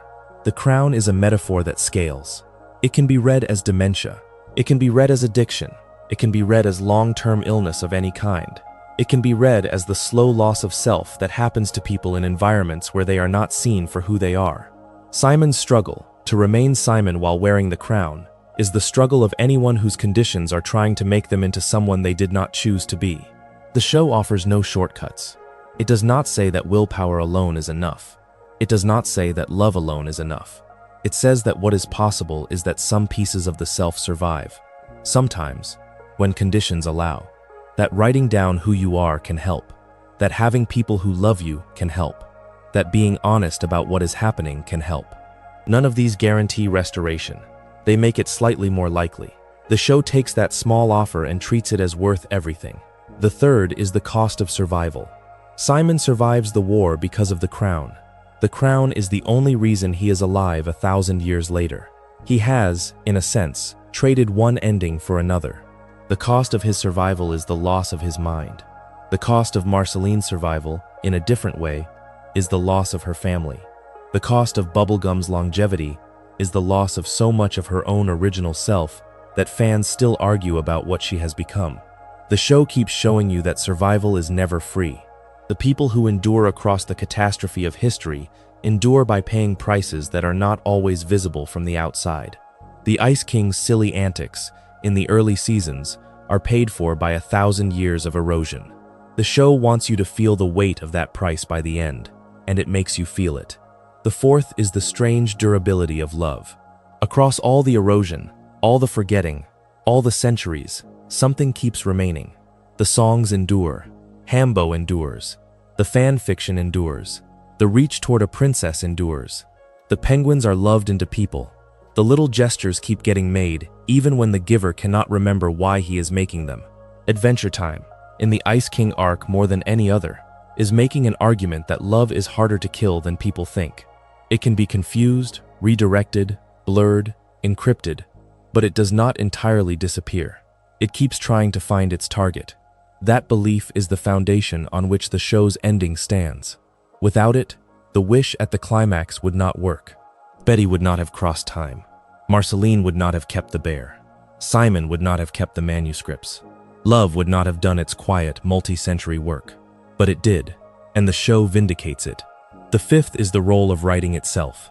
Simon writes, the writers write him. The show writes the world. The fan fiction becomes a real spin-off. The tape recordings become the door through which his selfhood is restored.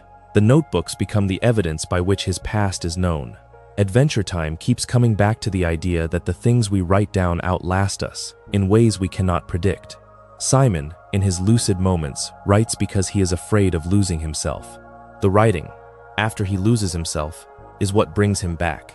The show is, in this sense, a very literary cartoon. It believes in language. It believes in archives.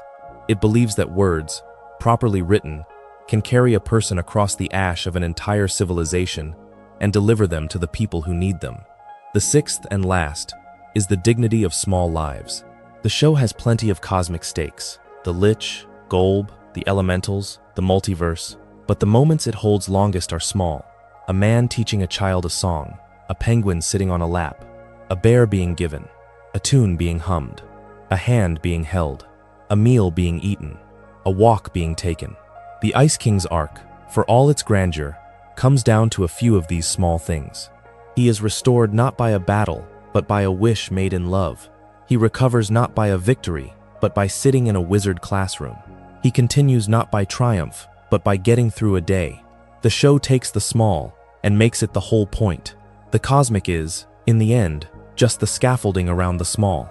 Simon's life, at the end, is small. It is also enough. That is the show's quiet, final verdict. If you sit with all of this for a moment, you can feel why the Ice King has become, for so many viewers, the character they think about long after the series is over. He is the one whose arc most exactly resembles the arcs of people they have actually known. He is the one whose grief most resembles grief they have actually felt. He is the one whose recovery most resembles the kind of recovery that real people have to work for. And he is, in his odd, blue, white-bearded fan fiction writing way, one of the most beloved characters in any animated series of his generation. It is worth saying, too, that the Ice King's arc has become, outside the show, a kind of cultural touchstone in its own right. Therapists have, by many accounts, used clips of him to talk about dementia. Caregivers have written about how the show captured the experience of loving someone who could not always recognize them. Viewers who have lived alongside long illness in their own families have spoken about how the I Remember You duet was one of the rare pieces of media that made them feel that the experience had been seen accurately. The show has, in a way it did not necessarily plan for, become a piece of cultural infrastructure for thinking about the loss of self. The Ice King is at the center of that. He did not ask to be. He never does, but he is. There are also smaller fan readings of him that have become beloved on their own. The reading of him as a portrait of artistic loneliness, of a man whose imagination keeps overflowing into the world even when his ordinary life is empty. The reading of him as a portrait of someone trying to be a good neighbor without ever knowing how. The reading of him as a portrait of the neurodivergent experience, of someone whose social impulses are sincere but who cannot read the room. The reading of him as a kind of accidental Christ figure, a man who bore the world's coldness in his body so that others would not have to. None of these readings are exclusive. None of them are official. All of them are reasonable. The show has made a character generous enough to support all of them, and the fans, generously, have taken him up on the offer. His relationship with Tom Kenny, as a voice, has also become its own piece of cultural lore. Kenny has talked, in interviews, about the unusual experience of voicing a character who started as a comic villain and ended as a tragic figure. He has described the way the writing kept asking him to find depths he had not been preparing for. He has talked about the responsibility he felt by the end of the series toward the audience that had grown attached to the character. He has spoken about the I Remember You session as one of the hardest he has ever done. The voice work, in this sense, has become part of the larger story of the Ice King in culture. The character and the actor have been associated long enough that the lines between them blur kindly. Kenny is, in many people's minds, the voice of a particular kind of vulnerability. That association is part of the show's legacy. Coming back to the texture of the show itself, there are specific episodes within the Ice King arc that fans return to over and over, and they form a kind of unofficial syllabus for understanding him. Holly Jolly Secrets is on that syllabus, and we have already discussed it. I Remember You is on it. Simon and Marcy is on it. Betty is on it. Come Along With Me is on it. The Wizard City episode of Distant Lands is on it. There are also slightly less central episodes that fans treat with deep affection. There is an earlier episode in which the Ice King takes a small, frozen creature he has conjured up as a companion, treats him as a buddy, confides in him, and lavishes him with sweetness, only to have to let him go and rule a kingdom of his own. The episode plays mostly as comedy. He has, you can see, very little practice at being a good friend, but he is trying. He is trying hard. He gives the henchman a kingdom of his own to rule, in a wistful little gesture, because he wants the henchman to be happy. Underneath the comedy of the episode is a portrait of someone who would do anything to keep a friend, if a friend would let him. There is Princess Monster Wife, the Season 4 episode in which the Ice King attempts to engineer a princess out of the body parts of other princesses, which is, in any other show, a deeply disturbing premise. Adventure Time handles it with its characteristic blend of slapstick and sadness. The episode is funny. It is also unsettling. It is also, when you sit with it, deeply tragic. He is, in the most grotesque way possible, trying to assemble the woman he cannot remember out of the women he can. He has the shape in his head. He cannot fill it. He is grasping. The princesses, when they figure out what is happening, are horrified. The Ice King is bewildered that everyone is upset. He is not trying to be cruel. He is just trying, in his shattered way, to make the world fit the love that is rattling around inside him. The episode does not let him off the hook. He is doing something monstrous, but it shows you the engine of the monstrosity, and the engine is grief. There is also the episode in which the Ice King throws a dinner party. He wants to impress Finn and Jake. He has been told that dinner parties are a thing that sophisticated people throw. He has prepared. He has set the table. He has dressed up. He is nervous. The boys come over, partly out of pity, and the dinner goes badly in small, painful ways. The Ice King has, again, no idea what dinner parties are actually like. He is doing his best from secondhand information. He sets a fork in the wrong place. He makes a joke that does not land. He chokes on a slightly elaborate course. He cries a little, briefly. Finn and Jake, who are still relatively young in this episode, do not know what to do.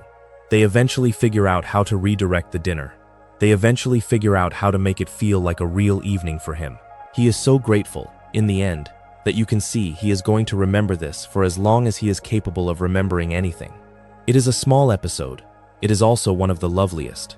Memory of a Memory is another of those quietly important episodes, in which Finn and Jake go inside Marceline's mind to retrieve a memory.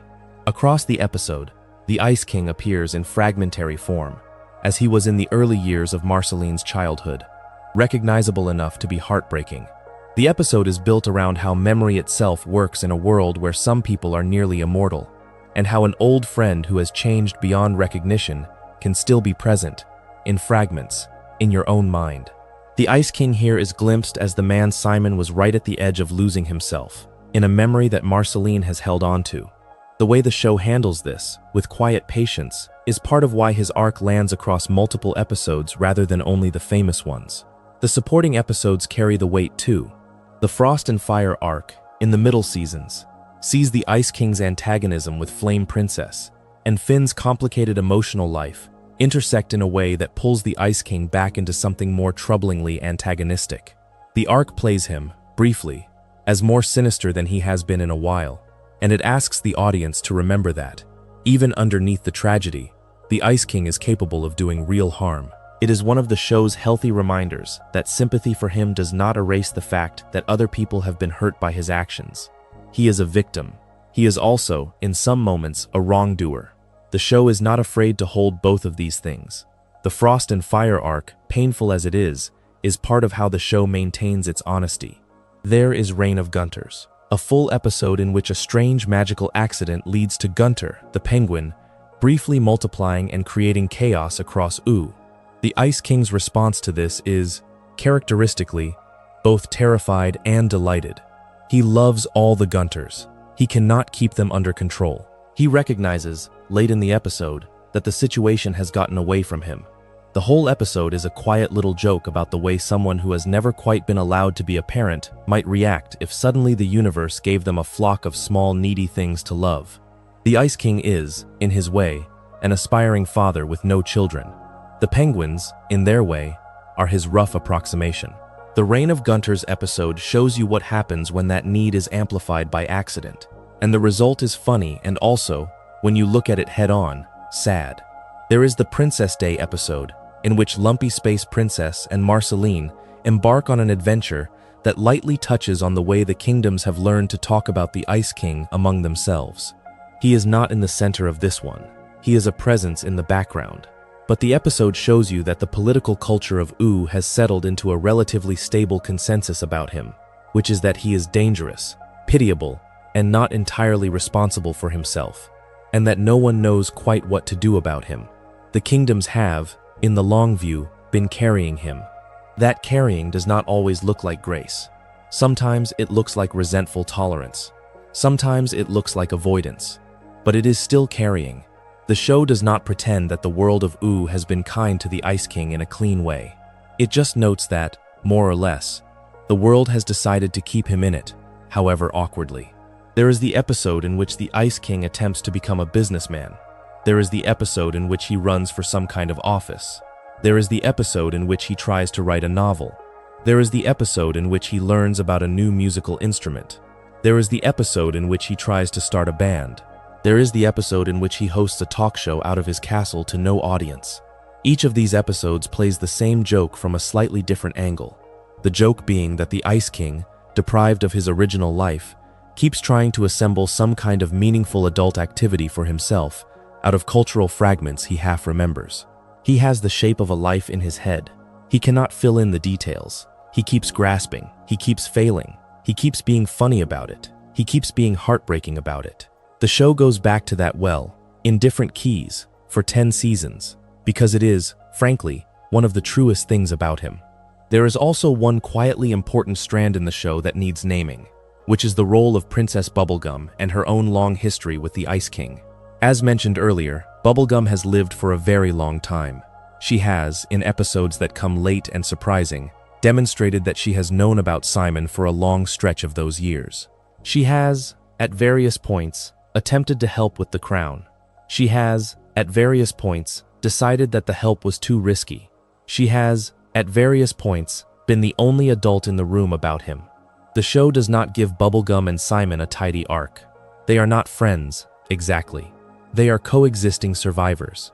They have a strange, distant, occasionally tender relationship that lives in episodes you might miss on a single watch.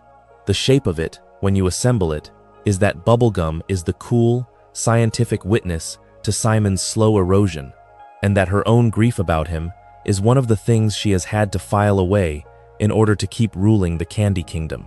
The show suggests, lightly, that she is relieved when he is freed. It also suggests, lightly, that she is sad about Betty. The princess and the man underneath the king have always had more in common than either of them would say out loud. It is also worth pointing toward how the Ice King's story refracts through the Land of Oo's larger sense of time. Adventure Time is, structurally, a show about time. The 1,000 years between the war and the present is the engine of the world. The characters who survived from before, including Simon, including Marceline, including a few others, become living archives. They are the only continuity between the lost world and the present one. The Ice King, by simply existing, carries inside him a piece of pre-war humanity that the Candy people, the wizards, the elementals, the rest of Ooo, can never directly access. He is a witness whose testimony is, by virtue of the crown, blurred. The other survivors carry pieces too, but Simon's pieces are particularly poignant because they have been hidden inside a ridiculous old man whom nobody, for a long time, takes seriously. Once you see him as an archive, the show's emotional decision to restore him becomes even clearer. The restoration is not just personal, it is civilizational.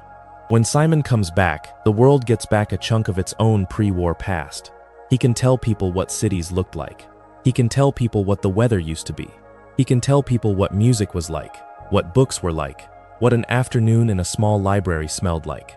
He carries, in his head, a piece of a world that everyone else lost. The show treats this lightly, never making it the center, but it is there in the background, especially in the post-finale spin-offs. Simon, post-restoration, is one of the last living humans of his era.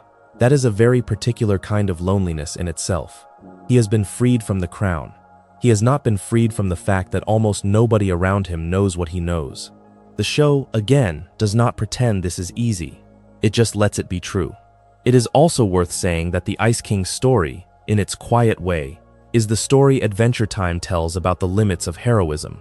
Finn is the hero of the show. Finn punches, swings, rescues, fights. Finn solves problems by doing things. Finn cannot save the Ice King. He cannot get the crown off him by force.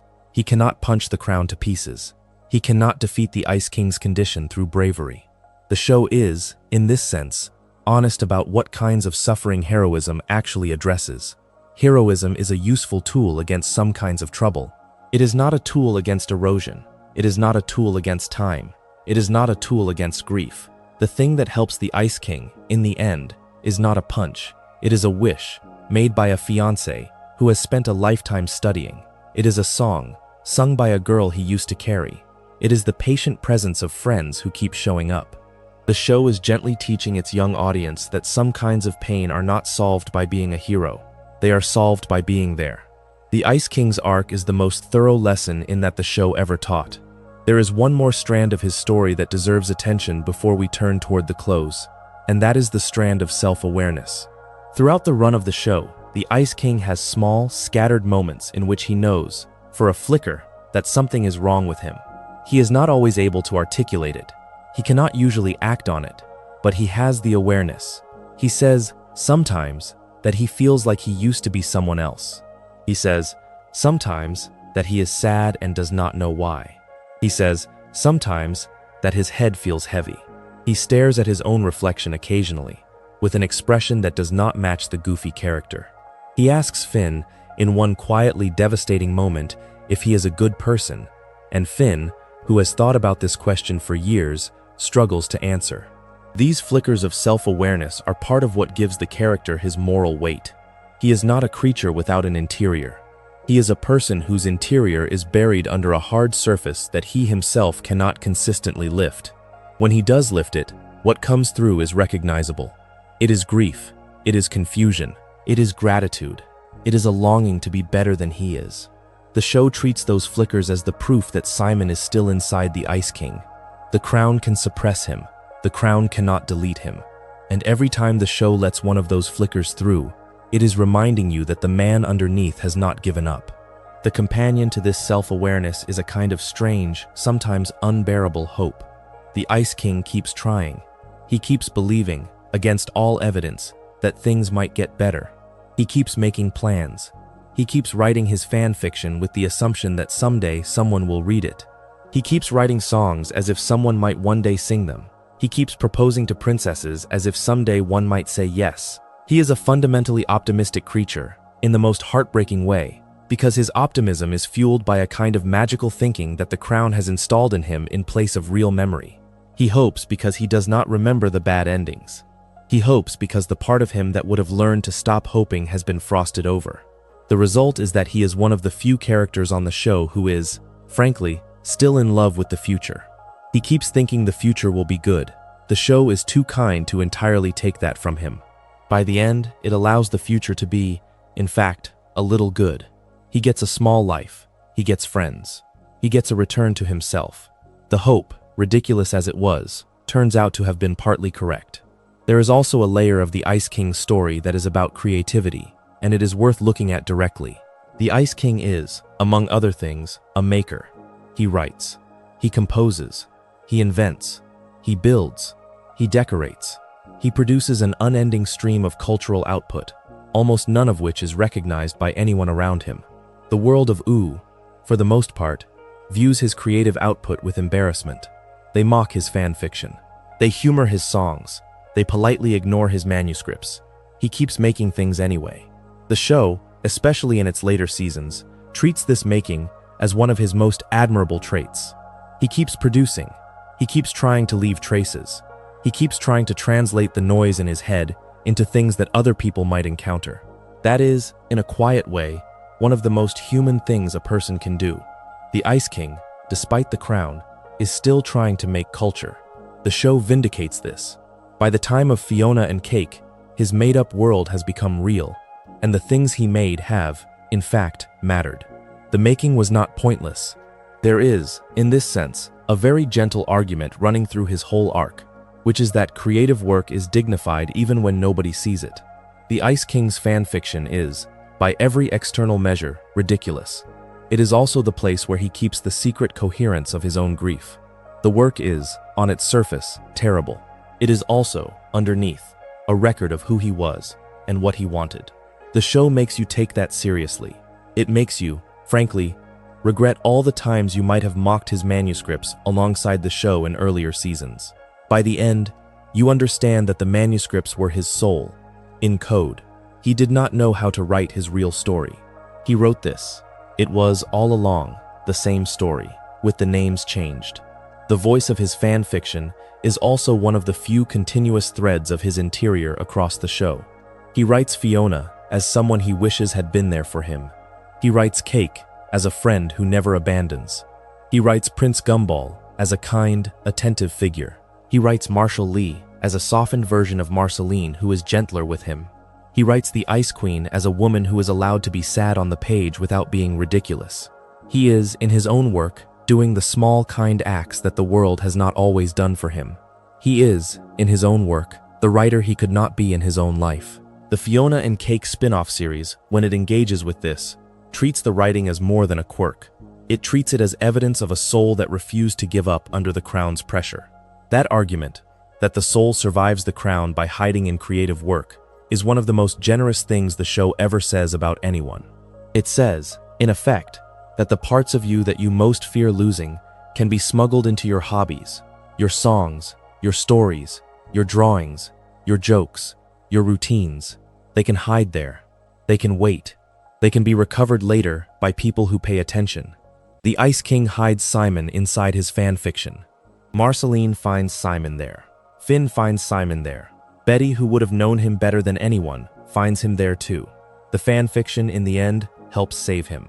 The show is, in the long view, a love letter to all the secret artists who are using their hobbies to keep themselves alive.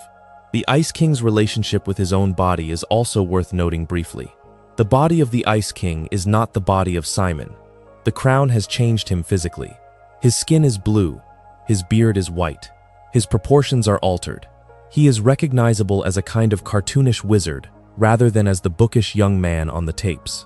The show, in his Clarity episodes and especially in the post-finale arcs, lets the audience think about what it means to live in a body that is not the body you were born into.